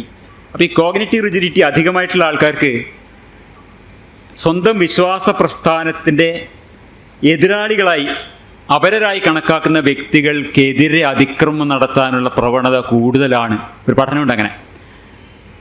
ആ പഠനം നിങ്ങൾക്ക് നോക്കിയാൽ കാണാം കേട്ടോ. ആ പഠനത്തിന് ഞാൻ ഡീറ്റെയിലേക്ക് പോയിട്ടില്ല, അതിൻ്റെ കൺക്ലൂഷൻ പാർട്ട് മാത്രമേ ഞാൻ പറയുന്നത്.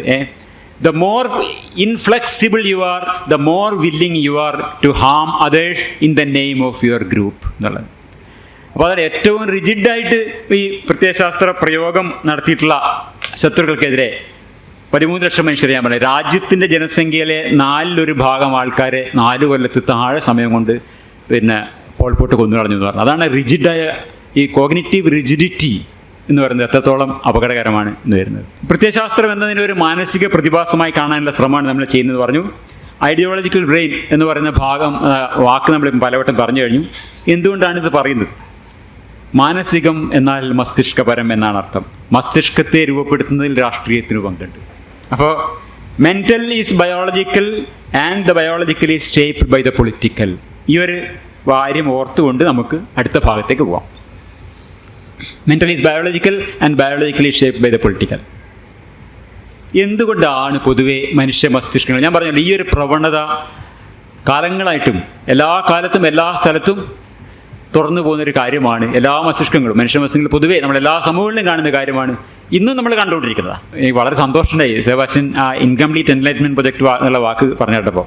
അപ്പോൾ ഈ എൻലൈറ്റൻമെൻറ്റ് പ്രൊജക്റ്റൊക്കെ ഏറെക്കുറെ കംപ്ലീറ്റ് ആയി എന്ന് ഞാൻ വിചാരിക്കുന്ന, ഇന്ന് നമുക്ക് കാണാവുന്ന മനുഷ്യ സമൂഹങ്ങളിൽ ഒരു ആശ്വാസമായി നോക്കാവുന്ന തമ്മിൽ മെച്ചമായ ഒരു സമൂഹം എന്നുള്ള നിലക്ക് നോക്കാവുന്ന ഈ പടിഞ്ഞാറൻ യൂറോപ്യൻ സമൂഹങ്ങളിൽ പോലും നമ്മൾ കാണുന്നത് ആൾക്കാർ വീണ്ടും പ്രത്യയശാസ്ത്ര ചിന്തയിലേക്ക് തിരിച്ചു പോകുക എന്നുള്ളൊരു കാര്യം. ഇത് മനുഷ്യ മസ്തിഷ്കത്തിൻ്റെ അടിസ്ഥാന സ്വഭാവമാണ്. അതിലേക്ക് നമ്മൾ പിന്നെ വരുന്നുണ്ട്. അപ്പോൾ അതിൽ എന്തുകൊണ്ടാണ് മനുഷ്യ മസ്തിഷ്കങ്ങൾ ഇങ്ങനെ വീണ്ടും വീണ്ടും നാറാണത്ത് പ്രാന്തൻ്റെ കല്ല് പോലെ ഇങ്ങനെ താഴോട്ട് പിന്നെയും പോകുന്നത്. നമ്മൾ എത്ര തന്നെ ശ്രമിച്ചാലും നമ്മൾ ഈ എൻലൈറ്റ്മെൻറ്റ് കംപ്ലീറ്റ് ആയതൊക്കെ പോലും നമുക്കത് സ്ഥിരമായിട്ട് നിൽക്കാൻ പറ്റില്ല. കാരണം മനുഷ്യ മസ്തിഷ്കങ്ങളാണ്. ഇതൊക്കെ നടന്ന ജർമ്മനിയിലാണല്ലോ ഓഷ്വിറ്റ്സ് ഉണ്ടാകുന്നത്. അവരാണല്ലോ ഈ മില്യൺസ് ഓഫ് ജ്യൂസിനെ മറ്റു ആൾക്കാരെയും ചുട്ടുകൊല്ലുന്നത്. എൻലൈറ്റ്മെൻറ്റ് കഴിഞ്ഞ് എത്ര നൂറ്റാണ്ടുകൾ കഴിഞ്ഞാൽ വരുന്നത്? ആൾക്കാർ പറയാം എന്താ, എൻലൈറ്റൻമെൻറ്റ് പ്രൊഡ്യൂസ് ഓഷ്വിറ്റ്സ് എന്നാണ് പറയുക. അങ്ങനെയല്ല. ഇൻസ്പൈറ്റ് ഓഫ് എൻലൈറ്റൻമെൻറ്റ് ഉണ്ടാകുന്ന വാസ്തവത്തിൽ. കാരണം enlightenment project actually truly speaking is never completed. അത് എപ്പോഴും ചെയ്തുകൊണ്ടിരിക്കേണ്ട ഒരു കാര്യമാണ്. ഇതിങ്ങനെ നമ്മൾ ചെയ്തുകൊണ്ടേയിരിക്കേണ്ട ഒരു കാര്യമാണ്. ഓഫ് കോഴ്സ് നമ്മൾ ഇൻകംപ്ലീറ്റ് എൻലൈറ്റ്മെൻറ്റ് പ്രൊജക്റ്റിനുള്ള കംപ്ലീറ്റ് ചെയ്യേണ്ടതുണ്ട്. എന്നാൽ പോലും നമ്മളെ പണി തീരുവാനുള്ള നമുക്കൊരിക്കലും റെസ്റ്റില്ല. ചെയ്തുകൊണ്ടേയിരിക്കാനുള്ള ചെയ്യാൻ പറ്റുള്ളൂ. അപ്പോൾ എന്തുകൊണ്ടാണ് മനുഷ്യ മസ്തിഷ്കങ്ങളിനെ വീണ്ടും വീണ്ടും ഈ പ്രത്യയശാസ്ത്രങ്ങളിലേക്ക് വീടുകൊണ്ടിരിക്കുന്നത് എന്നാണ് നമുക്ക് പറയാനുള്ളത്. മനുഷ്യ മസ്തിഷ്കത്തിൻ്റെ 2 അടിസ്ഥാന സ്വഭാവങ്ങൾ കാരണമാണ് ഈ അപകടം വരുന്നത് എന്നാണ് നമ്മൾ മനസ്സിലാക്കുന്നത്. ഒന്നാമത്തെ ഒരു സ്വഭാവം എന്ന് പറഞ്ഞാൽ, ഈ മനുഷ്യ മസ്തിഷ്കത്തിൻ്റെ ഒരു അടിസ്ഥാന ഒരു പ്രകൃതം എന്ന് പറഞ്ഞാൽ അതൊരു ഒരു പ്രവചന അവയവമാണ്. It is a predictive organ. Machine എന്നുള്ള വാക്കല്ല, ഓർഗാൻ എന്ന് പറയാം നമുക്ക്. It is a predictive organ. അപ്പോൾ ഈ പരിസ്ഥിതിയിൽ നിന്ന് വിവിധങ്ങളായ വിവരങ്ങൾ ശേഖരിക്കുകയും അതിനെക്കുറിച്ച് ഈ ലോകത്തെക്കുറിച്ച് പ്രവചനങ്ങൾ നടത്തുക എന്നുള്ള ഒരു പ്രെഡിക്റ്റീവ് മെഷീനാണ് നമ്മുടെ മസ്തിഷ്കം. അപ്പോൾ ഈ വിവരങ്ങൾ ശേഖരിക്കുക, ഇനി എന്താ ഉണ്ടാവാൻ പോകുന്നത് എന്നുള്ളത് പ്രവചിക്കുക, നമ്മുടെ ആക്ഷൻസിന് വേണ്ടിയാണ് ഇതൊക്കെ ചെയ്യുന്നത്. നമ്മുടെ ആക്ഷൻസിനെ അതനുസരിച്ച് നമ്മൾ മോഡിഫൈ ചെയ്യുക, അതിനുവേണ്ടിയാണ് ചെയ്യുന്നത്. അപ്പോൾ ഈ വിവരങ്ങൾ ഉപയോഗിച്ചിട്ട് ലോകത്തെക്കുറിച്ച് സത്യമായ സാധുവായ ഒരു ലോകചിത്രം നിർമ്മിക്കുക എന്നൊരു ജോലി മസ്തിഷ്കം ചെയ്യുന്നുണ്ട്. ഒരു internal model of the world. ഈ വേൾഡ് എന്ന് പറയുമ്പോൾ ഭൗതിക ലോകമെന്ന് മാത്രമല്ല, മറ്റു മനുഷ്യരെയും കൂടി, മറ്റു മനുഷ്യരുടെ മറ്റു മനസ്സുകളെ കൂടിയില്ലേ, മാനസിക ലോകം ഞാൻ അങ്ങനെ ഒരു വാക്കായിട്ട് പറയാം. ഭൗതിക ലോകവും മാനസിക ലോകവും അങ്ങനെ 2 ലോകമായിട്ട് കണക്കാക്കാനില്ല, പക്ഷേ സൗകര്യത്തിന് വേണ്ടി പറയുന്നത് മാത്രം. ഇത് രണ്ടിനും ഈ ഇൻറ്റേർണൽ മോഡൽ ഉണ്ടാക്കേണ്ട ഒരു ആവശ്യമുണ്ട്. ഇപ്പോൾ ഓരോ ആളെക്കുറിച്ചിട്ടും എനിക്കൊരു ഇൻറ്റേർണൽ മോഡൽ ഉണ്ടാവും. കൃഷ്ണദാസ്, അരുൺ, ഇങ്ങനെ ഓരോ ആളെക്കുറിച്ചിട്ടും അയാളെക്കുറിച്ച് എനിക്ക് ഒരു മാനസിക ചിത്രമുണ്ട്. ഇങ്ങനെ ഒരു മാനസിക ചിത്രം ഉണ്ടെങ്കിൽ മാത്രമേ എനിക്ക് ഇവരുടെ ഇടയിൽ പ്രവർത്തിക്കാൻ പറ്റൂ. അപ്പോൾ ഉദാഹരണത്തിന് മഴ പെയ്ത് വെള്ളം നിറഞ്ഞു നിൽക്കുന്നു, വഴി മുഴുവൻ ചളിയാണ്, സൂക്ഷിച്ച് നടക്കണം. ഇത് പ്രഡിക്ഷനാണ്. നമ്മളതിൽ കടക്കുന്നതിന് മുമ്പത്തെ നമുക്കറിയാം ചളിയുണ്ട്, വഴുതി വീഴാൻ ചാൻസ് ഉണ്ട്, നമ്മൾ സൂക്ഷിച്ച് വിരലൂന്നി നടക്കണം എന്നുള്ളത് ഒരു പ്രഡിക്ഷനാണ്. ആ പ്രഡിക്ഷൻ അനുസരിച്ച് നമ്മൾ ആക്ഷൻ ചെയ്യുന്നത്.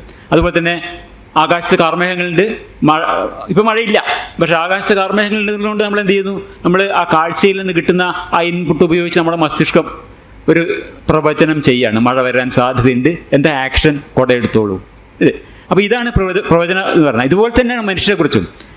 ശത്രുവാണോ മിത്രമാണോ, ചതിക്കുമോ സഹായിക്കുമോ, ഇങ്ങനെ ഓരോ ആളെക്കുറിച്ചും പ്രെഡിക്ഷൻ ഉണ്ടാക്കിക്കൊണ്ടാണ് നമ്മൾ ഈ സാമൂഹ്യ ജീവിതം, നമ്മുടെ മാനസിക ലോകത്ത് നമ്മൾ നാവിഗേറ്റ് ചെയ്യുന്നത്. അതാണ് ഈ മസ്തിഷ്കത്തിൻ്റെ ഒരു ജോലി, പ്രെഡിക്റ്റീവ് ഓർഗാൻ എന്നുള്ളത്. അപ്പോൾ ഈ ആന്തരിക മാതൃക ഏറെക്കുറെ അല്ല പരമാവധി കൃത്യമാവണം എന്നുള്ളൊരു ആവശ്യമുണ്ട്. എന്നാൽ മാത്രമേ, അല്ലാണ്ട് നമ്മളിപ്പോൾ ഒരു ഭാവനാ സൃഷ്ടി ഉണ്ടായിട്ട് കാര്യമില്ല. അത് ലോകത്തിൻ്റെ യാഥാർത്ഥ്യവുമായി പൊരുത്തപ്പെടണം. എന്നെ സഹായിക്കുമെന്ന് വിചാരിക്കുന്ന ആൾ എന്നെ ചതിക്കുന്ന ഒരാളായാൽ ഞാൻ പെട്ടു, മനസ്സിലായില്ലേ? അപ്പോൾ ഇതുപോലത്തെ പ്രശ്നങ്ങളുണ്ട്. അപ്പോൾ അതുകൊണ്ട് മസ്തിഷ്കം ഒരു സത്യദാഹിയാണ്. മസ്തിഷ്കം എപ്പോഴും it always hungry for truth. ലോകത്തെക്കുറിച്ചുള്ള സത്യം അറിയാൻ എപ്പോഴും ഉത്സുകനായിരിക്കുന്ന ഒരു സാധനമാണ് മനുഷ്യ മസ്തിഷ്കം. Brain is hungry for the truth എന്നുള്ളതാണ്. മസ്തിഷ്കം സത്യദാഹിയാണ് എന്നതുപോലെ തന്നെ അതേസമയം തന്നെ അതൊരു കുറുക്ക് വഴി പ്രേമി കൂടിയാണ്. അതെന്താ കാരണം വെച്ചാൽ ഫോർ ആക്ഷൻ. ഞാൻ പറഞ്ഞില്ല, ഈ ചെയ്യുന്നതൊക്കെ പ്രവർത്തനത്തിന് വേണ്ടിയാണ്. അതുകൊണ്ട് നാളെ അറിഞ്ഞിട്ട് കാര്യമില്ല, എത്രയും പെട്ടെന്ന് എന്ത് വേണം? ലോകത്തിൻ്റെ സത്യം അറിയണം. ലഭ്യമായ വിവരങ്ങളിൽ നിന്ന് എത്രയും വേഗത്തിൽ ഈ ലോകത്തിൻ്റെ സത്യം കണ്ടെത്തി മോഡൽ ഉണ്ടാക്കാമെന്നാണ് ഉദ്ദേശിച്ചത്. അപ്പോൾ അത് കുറുക്ക് വഴി പ്രേമിയാണ്. വളരെ സമയമെടുത്ത് നമുക്ക് ചെയ്യാൻ പറ്റില്ല, അതിനുള്ള ലിഷർ നമുക്കില്ല, അത്രയും സമയം നമുക്ക് കിട്ടില്ല. വളരെ പെട്ടെന്ന് ഫലപ്രദമായി ഇടപെടാൻ പറ്റുന്ന രീതിയിൽ ഏറ്റവും പെട്ടെന്ന് നമ്മൾക്ക് ഇതിൻ്റെ മോഡൽ ഉണ്ടാക്കി വേണം. അതുകൊണ്ട് തന്നെ കൃത്യത എന്നതുപോലെ തന്നെ വേഗതയും പ്രധാനമാണ്. അതുകൊണ്ട് തന്നെ എന്താണ്, വളരെ ലളിതവും വ്യക്തവുമായ നിർദ്ദേശങ്ങളും സമവാക്യങ്ങളുമാണ് മസ്തിഷ്കത്തിന് എപ്പോഴും പ്രിയം. ഇത് നമ്മൾ ഓർക്കേണ്ടതുണ്ട്. അതാണ് മസ്തിഷ്കത്തിൻ്റെ ഒന്നാമത്തെ സവിശേഷത.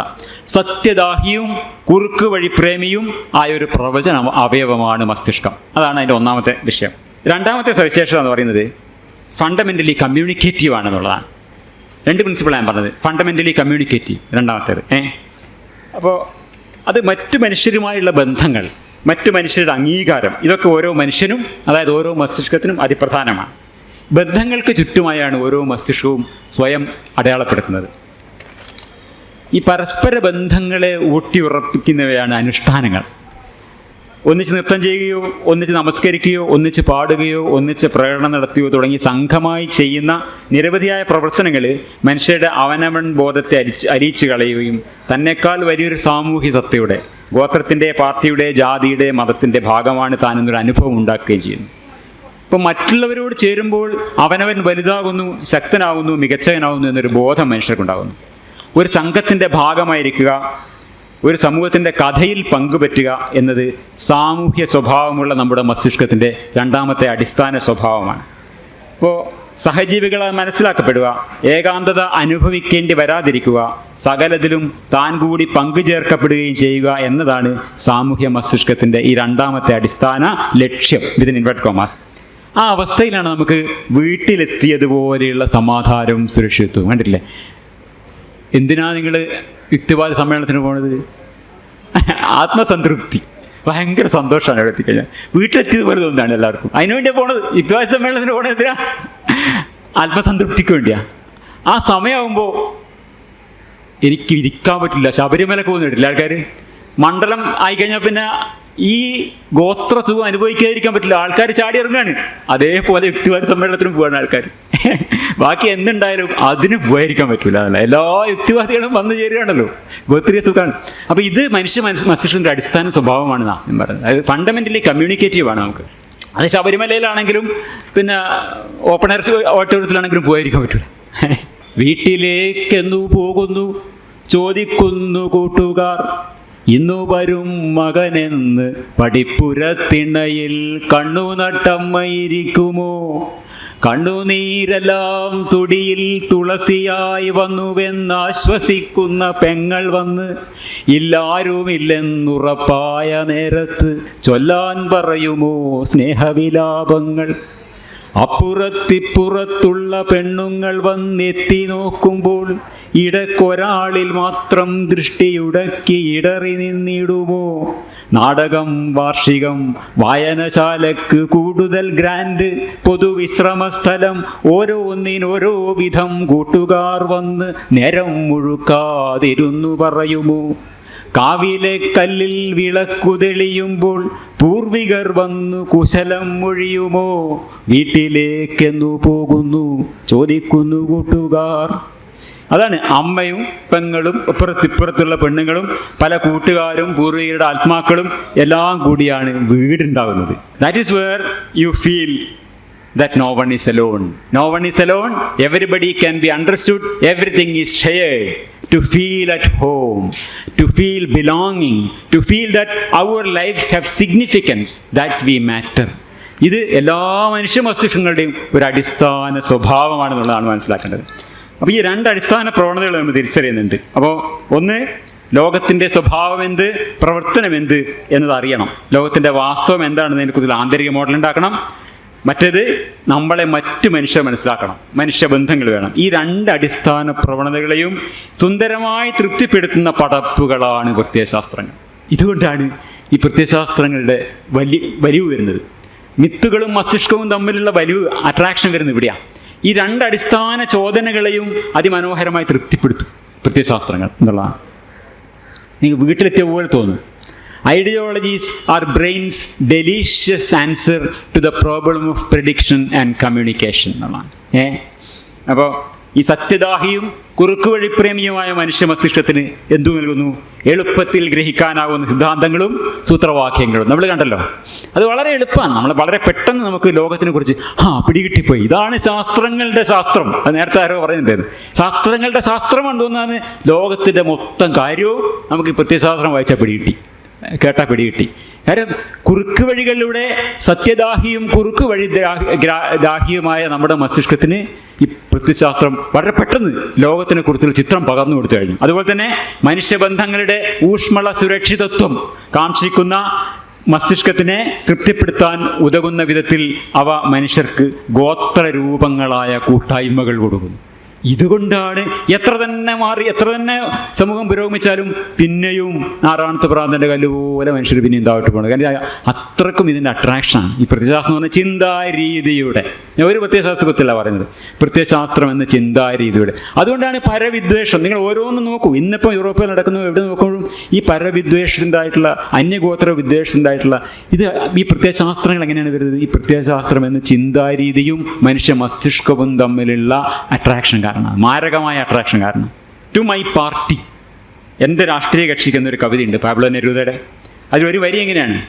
You made me build on reality as on A rock.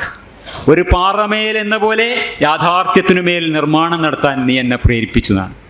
അതാണ് സത്യം അന്വേഷിക്കുന്ന കുറുക്ക് വഴി പ്രേമിയായ മസ്തിഷ്കത്തിന് പ്രത്യയശാസ്ത്രം പാറ പോലെ ഉറച്ച ഒരു ലോക ചിത്രം നൽകുന്നു. ആ പാറമേൽ അവൻ്റെ പ്രവർത്തന മന്ദിരത്തെ അവൻ പണിയുകയാണ് ചെയ്യുന്നത്. ഏതാണത്? ആ ടു മൈ പാർട്ടി എന്ന കവിത തുടങ്ങുന്ന വരികൾ വളരെ പ്രസിദ്ധമാണ്, മിക്കവർക്കും പരിചയം ഉണ്ടാവും.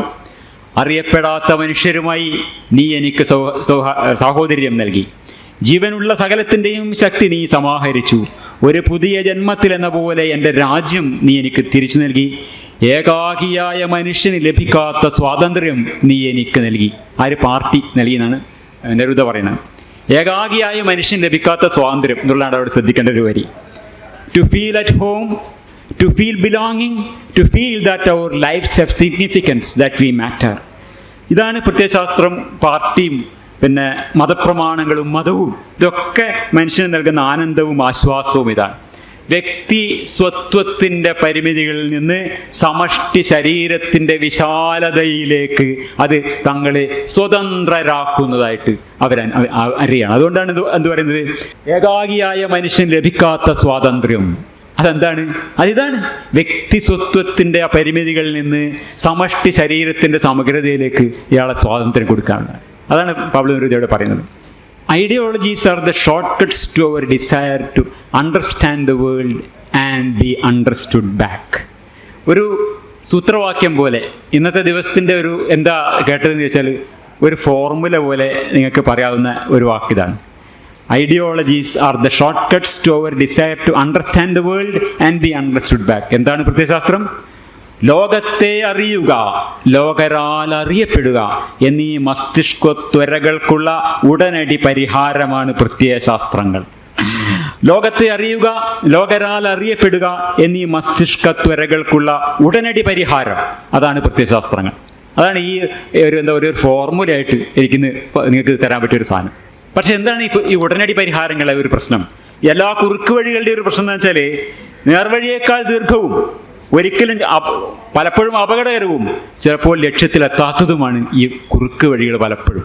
അതുപോലെ അപ്പോൾ ഒരർത്ഥത്തിൽ പറഞ്ഞാൽ അറിയാനും അറിയപ്പെടാനുമുള്ള മസ്തിഷ്ക ത്വരകൾക്കുള്ള മറുമരുന്നാണ് പ്രത്യയശാസ്ത്രമെങ്കിലും രോഗത്തെക്കാൾ ഗുരുതരമായ പ്രത്യാഘാതങ്ങൾ ഉണ്ടാക്കാവുന്ന ഒരു മരുന്നാണത് എന്നുള്ളതാണ് പ്രത്യയശാസ്ത്രത്തിൻ്റെ പ്രശ്നം. ഈ മനസ്സുകളും മിത്തുകളും തമ്മിലുള്ള ഒരു കാന്തിക ആകർഷണമുണ്ട്.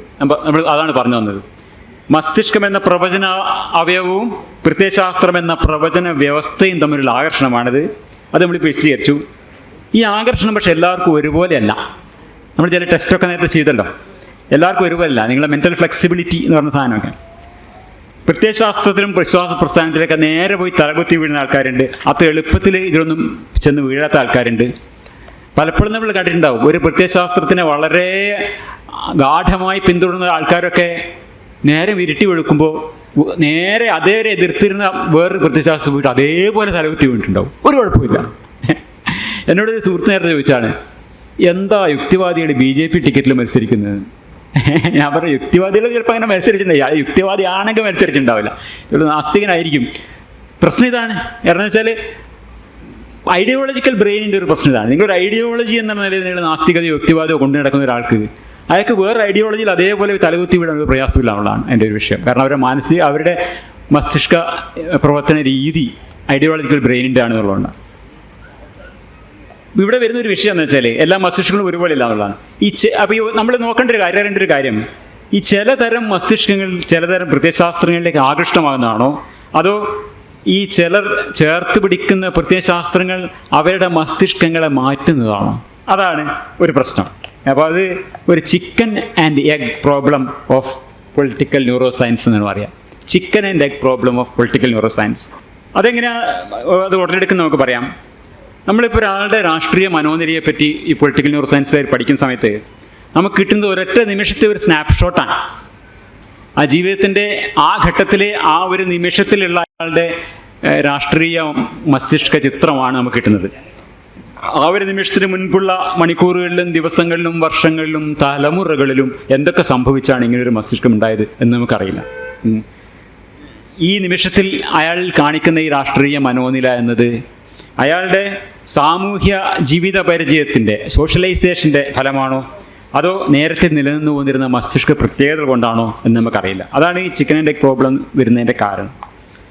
മറ്റൊരിടത്ത് പറഞ്ഞാൽ ഒരു വ്യക്തിയുടെ മാനസിക ഘടന അയാളുടെ രാഷ്ട്രീയവും മതപരവുമൊക്കെയായ പ്രത്യയശാസ്ത്രങ്ങൾ നിർണ്ണയിക്കുകയാണോ ചെയ്യുന്നത്, അതോ നിരന്തരമായ പ്രത്യയശാസ്ത്ര പ്രബോധനങ്ങൾ അയാളുടെ മസ്തിഷ്കത്തെ സവിശേഷമായ രീതിയിൽ രൂപപ്പെടുത്തുകയാണോ? തെളിവുകൾ സൂചിപ്പിക്കുന്നത് ഇത് രണ്ടും സംഭവിക്കുന്നുള്ളതാണ്. നമ്മുടെ മസ്തിഷ്കം നമ്മുടെ രാഷ്ട്രീയത്തെ രൂപപ്പെടുത്തുന്നു, നമ്മുടെ പ്രത്യയശാസ്ത്രങ്ങൾ നമ്മുടെ മസ്തിഷ്കത്തെ രൂപപ്പെടുത്തുന്നു. ഈ പ്രത്യയശാസ്ത്രങ്ങൾ എങ്ങനെയാണ് മസ്തിഷ്കത്തെ രൂപപ്പെടുത്തുന്നത് എന്ന വിഷയത്തിൻ്റെ കുറച്ച് വിശദാംശങ്ങളാണ് നമുക്ക് ചർച്ച ചെയ്യാനുള്ളത്. അത് കഴിഞ്ഞ ശേഷം chicken and egg problem of political neuro science എന്ന വിഷയം ഈ പ്രസംഗത്തിൻ്റെ അവസാനത്തെ ഭാഗത്തൂടെ ഒന്നുകൂടി നമുക്ക് തിരിച്ചു പോവാം, റീവിസിറ്റ് ചെയ്യാം. വിശ്വാസ പ്രസ്ഥാനങ്ങൾ പലതരത്തിലുണ്ട്. അപ്പോൾ ചിലത് മതപരമാണ്, ചിലത് വിപ്ലവാത്മകമാണ്, ചിലത് മിലിറ്റൻ്റ് ദേശഭക്തിയിൽ അധിഷ്ഠിതമായിട്ടുള്ളതാണ്. തീർച്ചയായിട്ടും ഈ ഓരോ പ്രത്യയശാസ്ത്രത്തിൻ്റെയും വിശ്വാസ പ്രസ്ഥാനത്തിൻ്റെയും ആദർശങ്ങൾ വളരെ വ്യത്യസ്തമാണ്, പലതും പരസ്പര വിരുദ്ധമാണ്. പക്ഷേ എങ്കിലും ഈ ഓരോ പ്രസ്ഥാനക്കാരുടെയും സംരക്ഷണയിൽ വളർന്നു വരുന്ന മസ്തിഷ്കങ്ങൾ, കുട്ടികളുടെ മസ്തിഷ്കങ്ങൾ ഉണ്ടല്ലോ, ഇത് തമ്മിൽ വ്യത്യാസങ്ങളെക്കാൾ ഉള്ളത് സാമ്യങ്ങളാണ് എന്നാണ്. അധികാരികളോടുള്ള ഭയഭക്തി, അത് ഈ പ്രത്യയശാസ്ത്ര ആൾക്കാർ അവരംഗീകരിക്കുന്ന അധികാരികളോട് വളരെ ഭയഭക്തി, ബഹുമാനം, അതെല്ലാവർക്കും കാണാം. സ്വഗോത്രത്തിൻ്റെ പൊതുബോധത്തോട് വിമർശനരഹിതമായി യോജിക്കാനുള്ള പൊതുസന്നദ്ധത, അത് കണ്ടിട്ടില്ലേ? ആ ക്യാപ്സ്യൂൾ വരുന്നത് വരെ ആരും ഒന്നും വിട്ടൂല. ക്യാപ്സ്യൂൾ വന്നു കഴിഞ്ഞാൽ പിന്നെ എന്ത് അസംബന്ധമാണെങ്കിലും അതെന്നെ പറഞ്ഞുകൊണ്ടിരിക്കും. സൈബർ ലോകം നമ്മൾ കാണുന്നത് ക്യാപ്സ്യൂൾ വരാൻ വേണ്ടിയുള്ള വെയിറ്റിംഗ് ആണ്. അത് വന്നു കഴിഞ്ഞാൽ പിന്നെ എല്ലാവരും അത് എത്ര അസംബന്ധമാണെങ്കിലും ആവർത്തിച്ചുകൊണ്ടിരിക്കും. അതാണ് അതിൻ്റെ ഒരു പൊതുബോധത്തോട് വിമർശനരഹിതമായി ഈ യോജിക്കാനുള്ള സന്നദ്ധത. അതുപോലെ സ്വന്തം സംശയങ്ങളെ അടിച്ചമർത്താനുള്ള ശീലം. ഉത്തമ അവിടെ ഇരി ആ സംഭവം ഉണ്ടല്ലോ. അതായത് ഈ സംശയങ്ങൾ ഉണ്ടാവാൻ പാടില്ല എന്നാണ്, സംശയങ്ങൾ ചോദ്യം ചെയ്യേണ്ടതാണ്. സ്വന്തമായ ഒരു വ്യക്തിത്വം വളർത്തിയെടുക്കുന്നതിനെ തടയുക. പാർട്ടിക്ക് മേലെയൊന്നുമില്ല, മനസ്സിലായില്ല, അങ്ങനെ ഒരു വ്യക്തി ഇല്ല. വ്യക്തി എന്ന് പറഞ്ഞാൽ പാർട്ടിയുടെ, പ്രസ്ഥാനത്തിൻ്റെ, മതത്തിൻ്റെ എന്താണെന്ന് വെച്ചാൽ ആ ഗ്രൂപ്പിൻ്റെ കീഴിലാണ്, സംഘത്തിൻ്റെ കീഴിലാണ്. സംഘത്തിന് പുറത്തേക്ക് ഒരു വ്യക്തിയില്ല. ഈ കാര്യങ്ങളിലൊക്കെ ഈ വ്യത്യസ്തങ്ങളായ വിശ്വാസ പ്രസ്ഥാനങ്ങളുടെ സ്വാധീനങ്ങളിൽ വളർന്ന മനുഷ്യരുടെ രീതികൾ സിമിലറായിട്ട് നമുക്ക് കാണാം. അതുപോലെ തന്നെ നമുക്ക് വേറെ കാണാവുന്നതാണ്, മതേതരത്വവും സമത്വബോധവും ഒക്കെ ഉയർത്തിപ്പിടിക്കുന്ന രക്ഷിതാക്കളുടെ മക്കൾ കൂടുതലും മതേതരരും സമത്വബോധവുമുള്ളവരെ സ്റ്റാറ്റിസ്റ്റിക്കലി അങ്ങനെ കാണാം. അതുപോലെ തന്നെ യാഥാസ്ഥിതികരും മതവിശ്വാസികളുമായ രക്ഷിതാക്കളുടെ മക്കൾ അധികവും ആ രീതിയിൽ സ്റ്റാറ്റിസ്റ്റിക്കലി യാഥാസ്ഥിതികരും മതവിശ്വാസികളുമായി വരുന്ന നമുക്ക് കാണാം. അപ്പോൾ കുടുംബം എന്ന് പറയുന്നത് ജീവശാസ്ത്രപരമായ പ്രത്യുത്പാദനത്തിൻ്റെ ഒരു ഇടം മാത്രമല്ല, ജീനുകൾ മാത്രമല്ല, അനുഷ്ഠാനങ്ങളും ലോകവീക്ഷണങ്ങളും കൂടി പുനരുൽപാദിക്കപ്പെടുന്നുണ്ട് സമൂഹങ്ങളിൽ, ഈ കുടുംബങ്ങളിൽ നിന്നുള്ളതാണ് മനസ്സിലാക്കേണ്ടത്. എന്തുകൊണ്ടാണ് ഇങ്ങനെ പൊതു സ്വഭാവങ്ങൾ വരുന്നത്? എന്താണ് ഒരു പ്രത്യയശാസ്ത്ര അന്തരീക്ഷത്തിൽ വളരുക എന്ന് പറഞ്ഞാൽ അതിൻ്റെ അർത്ഥം എന്താണ്? എങ്ങനെയാണ് പ്രത്യയശാസ്ത്ര മസ്തിഷ്കങ്ങൾ ഉണ്ടാകുന്നതെന്നാണ്. അതിൻ്റെ അർത്ഥം എന്താ വെച്ചാൽ ചില ശീലങ്ങളിൽ പരിശീലനം കിട്ടുക എന്നതാണ്. To grow up in an ideological environment is to be trained in particular habits. Habits of attention, habits of attachment, habits of action, habits that become second nature, automatic and uncontested. ഇതാണ് ഈ എന്താ പറയുക പ്രത്യയശാസ്ത്ര പരിസ്ഥിതികളിൽ. ഇവിടെ പ്രത്യയശാസ്ത്രം എന്ന് പറയുമ്പോൾ ഞാൻ ആദ്യം പ്രത്യയശാസ്ത്രത്തിൻ്റെ ചില ഘടകങ്ങൾ കാണിച്ചല്ലോ. അത് വരുന്ന എന്തിനേയും പ്രത്യയശാസ്ത്രം എന്ന് പറയാം കേട്ടോ. മുമ്പൊരു പ്രസംഗത്തിൽ ഒരു 8 വർഷം മുമ്പുള്ള പ്രസംഗത്തിൽ ഞാൻ മതം പ്രത്യയശാസ്ത്രം രണ്ടാക്കി വേർതിരിച്ച് ഒക്കെ പറയുന്നുണ്ടായിട്ടുണ്ട്. ഈ കോണ്ടെക്സ്റ്റിൽ ഞാൻ പ്രത്യയശാസ്ത്രം എന്ന് പറയുമ്പോൾ ഞാൻ ആദ്യം വിവരിച്ച 2 പിന്നെ 2 ഇങ്ങനെ വരുന്ന ആ 4 പ്രത്യേകതകളുള്ള ഏതൊരു വിശ്വാസ പ്രസ്ഥാനത്തെയും പ്രത്യയശാസ്ത്രം മനസ്സിലായിക്കൊള്ളണം. ഈ പ്രത്യയശാസ്ത്ര അന്തരീക്ഷത്തിൽ വളരുക എന്ന് പറഞ്ഞാൽ ചില ശീലങ്ങളിൽ പരിശീലനം കിട്ടുക എന്നാണ്. നമ്മുടെ നോട്ടങ്ങളെ, നമ്മുടെ സംസാരത്തെ, നമ്മുടെ പെരുമാറ്റത്തിൻ്റെ ഓരോ വശങ്ങളെയും നിയന്ത്രിക്കുന്ന പലതരം ശീലങ്ങൾ നിരന്തരമായ ആവർത്തനത്തിലൂടെ നമ്മൾ സ്വായത്തമാക്കുന്നു. ഒരു ക്യൂ, ഒരു സ്റ്റിമുലസ്, അതിനോടുള്ളൊരു റെസ്പോൺസ്, അങ്ങനെ ഈ ഓട്ടോമാറ്റിക്കായിട്ട് ആവർത്തനത്തിലൂടെ നമ്മൾ ചെയ്യുന്ന രീതിയിലേക്ക് നമ്മൾ ശീലിച്ചു വരികയാണ് ചെറുപ്പത്തിൽ. അപ്പോൾ എൻ്റെയൊക്കെ കുട്ടിക്കാലത്ത് പഠിച്ചെടുത്തിട്ടുള്ള ചില ശീലങ്ങൾ പറയാം. സന്ധ്യാസമയത്ത് വിളക്ക് വേണ്ട തുഴ. ഇപ്പോൾ നമ്മൾ ബസ് പോകുമ്പോൾ ചില ആൾക്കാർ പെട്ടെന്ന് എവിടെയും വിളക്കണ്ട അപ്പോൾ തൊഴുന്നതാണ്. ഞാൻ വളർന്ന് വലുതായിട്ട് പിന്നെയും കുറേ കാലം ചെയ്തുകൊണ്ടിരുന്നു. ആ സന്ധ്യാസമയത്ത് എവിടെ വിളക്ക് വേണ്ടവരും ഇങ്ങനെ തൊഴുതു പോകുക എന്നുള്ളത്. കാരണം അത് ചെറുപ്പത്തിലേ ശീലിച്ചിട്ടില്ല. ആ വിളക്ക് എന്നുള്ള സ്റ്റിമുലസ് വന്നാൽ ഓട്ടോമാറ്റിക്കായിട്ട് ശീലം വരികയാണ്, തൊഴുതു പോവുക, ഇരുന്നോടന്ന് എണീറ്റ് പോവുക. ആൾക്കാർ വരുമ്പോൾ ഇരുന്നോടന്ന് എണീറ്റ് പോകുക എന്നുള്ള കണ്ടിട്ടില്ലേ? പ്രായമുള്ള ആൾക്കാർ വരുമ്പോൾ, എൻ്റെയൊക്കെ ചെറുപ്പകാലത്ത് ഏത് പ്രായമുള്ള സ്ത്രീയും എത്ര ചെറിയവരാണ് വന്നാലും എഴുന്നേക്കും. അങ്ങനെ ആയിട്ടുണ്ട്. സ്ത്രീകളെ ഏത് പ്രായമുള്ള ആണ് വന്നാലും സ്ത്രീകൾ എണീറ്റ് പോകും, ഓട്ടോമാറ്റിക്കായിട്ട് എണീറ്റ് നിൽക്കുന്നുള്ള കണ്ടിട്ടില്ല. അപ്പോൾ അതുപോലെ ഗുരുക്കന്മാരെയും കാരണവന്മാരെയും കണ്ടു കഴിഞ്ഞാൽ താലിതിട്ട് തലയിൽ വെക്കുക. ഇതൊക്കെ ഇപ്പോൾ ഉണ്ടോയെന്ന് എനിക്ക് ഉറപ്പില്ല. എൻ്റെയൊക്കെ ചെറുപ്പകാലത്ത് ഒരു 10-50 കൊല്ലമൊക്കെ മുമ്പേ നമ്മൾ ചെറിയ കുട്ടികളായിരുന്ന കാലത്ത് നമ്മൾ പഠിച്ചു വന്നിട്ടുള്ള ശീലങ്ങൾ ഇതൊക്കെയാണ്. ഇന്നും അത് വലിയ കേമാന്നാണ് പറയുന്നത്. റിയാലിറ്റി ഷോയിലൊക്കെ വന്നിട്ട് ഫുള്ള് കാല് തൊട്ട് തുടരും സാഷ്ടാംഗ നമസ്കാരമൊക്കെ നമ്മൾ കാണുന്നുണ്ട്. അതിനാണ് ഇന്നും നടന്നു വരുന്നതെന്ന് വിചാരിക്കുന്നത്. അപ്പോൾ എവിടെ ഈ ട്രിഗർ കണ്ടാൽ നമ്മൾ ആ ശീലം ആവർത്തിക്കുന്നുള്ളൂ. ഞാൻ പറഞ്ഞല്ലോ, വിളക്ക് കണ്ട അപ്പോൾ കൈ തൊഴും. കഴിഞ്ഞ വർഷം ഞാൻ ഒരു വീഡിയോ വൈറലായിരുന്നു. ഒരു റെസ്റ്റോറൻറ്റിൽ ചിക്കൻ ഫ്രൈ ചെയ്യാം, ഈ ഗ്യാസിൻ്റെ ഫ്ലെയിമിൽ ചിക്കൻ ഇങ്ങനെ ഫ്രൈ. അപ്പോൾ ഒരു ചെറിയ കുട്ടി ഇത് കണ്ട് വന്നിട്ട് ഇങ്ങനെ തൊഴുക. കാരണം കുട്ടി ഈ കർപ്പൂരം ഇങ്ങനെ കത്തിക്കാനൊക്കെ കണ്ടിട്ടുള്ളത്. അപ്പോൾ അതേ അന്തരീക്ഷമാണ് കുട്ടിക്ക് തോന്നുന്നത്. ഇതിങ്ങനെ കറങ്ങിക്കൊണ്ട് ഇങ്ങനെ തീ ഇങ്ങനെ കാണുകയാണല്ലോ, ഈ ഫ്ലെയിം കണ്ടിട്ട് കുട്ടി ഇങ്ങനെ തൊഴുന്ന ഒരു വീഡിയോ ഞാൻ നോക്കിയിട്ട് കിട്ടിയില്ല, പക്ഷെ അങ്ങനെ ഒരു വീഡിയോ ഉണ്ടായിരുന്നു. അതുപോലെ തന്നെ വേറൊരു വീഡിയോ കണ്ടത്, പിന്നെ ഒരു ബർത്ത്ഡേ ക്യാൻഡിൽ കത്തിച്ചപ്പോൾ കുട്ടി നേരെ അത് കണ്ടപ്പോൾ തൊഴുകയാണ് ഓട്ടോമാറ്റിക്കായിട്ട്. കാരണം ഈ രീതിയിലാണ് ശീലങ്ങൾ, ഒരു ക്യൂ, അതിനുള്ള റെസ്പോൺസ് എന്നുള്ള രീതിയിൽ നമ്മൾ ശീലങ്ങൾ പഠിച്ചു വരിക എന്നുള്ളതാണ്. അപ്പോൾ യാന്ത്രികമായി ഇത് ആവർത്തിക്കപ്പെടുക ചെയ്യുന്നത്. ഇപ്പോൾ നമ്മളുടെ ഈ അനുഭവങ്ങൾ നമ്മുടെ ശരീരത്തിൽ എത്ര തവണ നമ്മൾ ആവർത്തിക്കുമ്പോൾ എക്സ്പീരിയൻസ് കൊണ്ട് നമ്മുടെ ശരീരം തന്നെ, our bodies are change by experience. അപ്പോൾ 5 തവണ ആവർത്തിക്കുന്ന ഒരു ശീലവും 100 തവണ ആവർത്തിക്കുന്ന ഒരു ശീലവും തമ്മിൽ വളരെ വ്യത്യാസമുണ്ട്. ആവർത്തിക്കുന്നതിനനുസരിച്ച് ശീലം ഉറക്കുന്നു എന്ന് പറയാം, ഉറക്കുകയാണ്. അപ്പോൾ എത്രത്തോളം തീവ്രമായി അനുഷ്ഠാനങ്ങൾ ആവർത്തിക്കുന്നു അത്രക്കും കൂടുതൽ അയാൾ തീവ്രവാദിയാവുന്നു. The more passionately we repeat a ritual, the more radical we become എന്നാണ് പറയുന്നത്. അപ്പോൾ ഈ ശീലിച്ചത് പാലിക്കുന്ന മസ്തിഷ്കം അതിനുണ്ടല്ലോ. ഏതെങ്കിലും ശീലിച്ച എന്ത് ഒരു റെസ്പോൺസ് ആയാലും, നേരത്തെ പറഞ്ഞല്ലോ, അത് നമ്മൾ ഈ പറയുന്നത് കേവലം മോട്ടോർ റെസ്പോൺസ് മാത്രമല്ല കേട്ടോ. Habits of attention, habits of attachment, habits of action, ഇതൊക്കെ തന്നെയും പിന്നെ ഹാബിറ്റ്സ്, ഈ ഹാബിറ്റ്സ് ആവർത്തിക്കുമ്പോൾ നമ്മുടെ മസ്തിഷ്കം പ്രവർത്തിക്കുന്നതും ചിന്തിച്ച് തീരുമാനിച്ച് കാര്യങ്ങൾ ചെയ്യുമ്പോഴും വ്യത്യസ്തമായ രീതിയിലാണ് മസ്തിഷ്കം പ്രവർത്തിക്കുന്നത്. എന്നുള്ളതാണ് നമ്മൾ മനസ്സിലാക്കേണ്ട ഒരു കാര്യം. മസ്തിഷ്കത്തിൻ്റെ ഈ മുൻഭാഗത്തുള്ള മനുഷ്യനിൽ വളരെ വികസിതമായിട്ടുള്ള പ്രീ ഫ്രോണ്ടൽ കോർട്ടക്സ് ആണ് നമ്മൾ ചിന്തിച്ച് തീരുമാനിച്ചൊരു കാര്യം ചെയ്യുമ്പോൾ വർക്ക് ചെയ്യുന്നത്.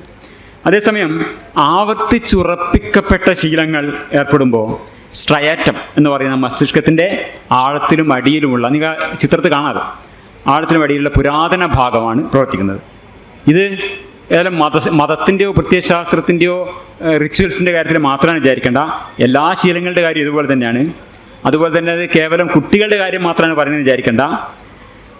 ഒരു ഉദാഹരണം പറഞ്ഞാൽ ഡ്രൈവിംഗ് ഫോർ എക്സാമ്പിൾ, 18 വയസ്സ് കഴിഞ്ഞാണല്ലോ ഡ്രൈവിംഗ് പഠിക്കുന്നത്.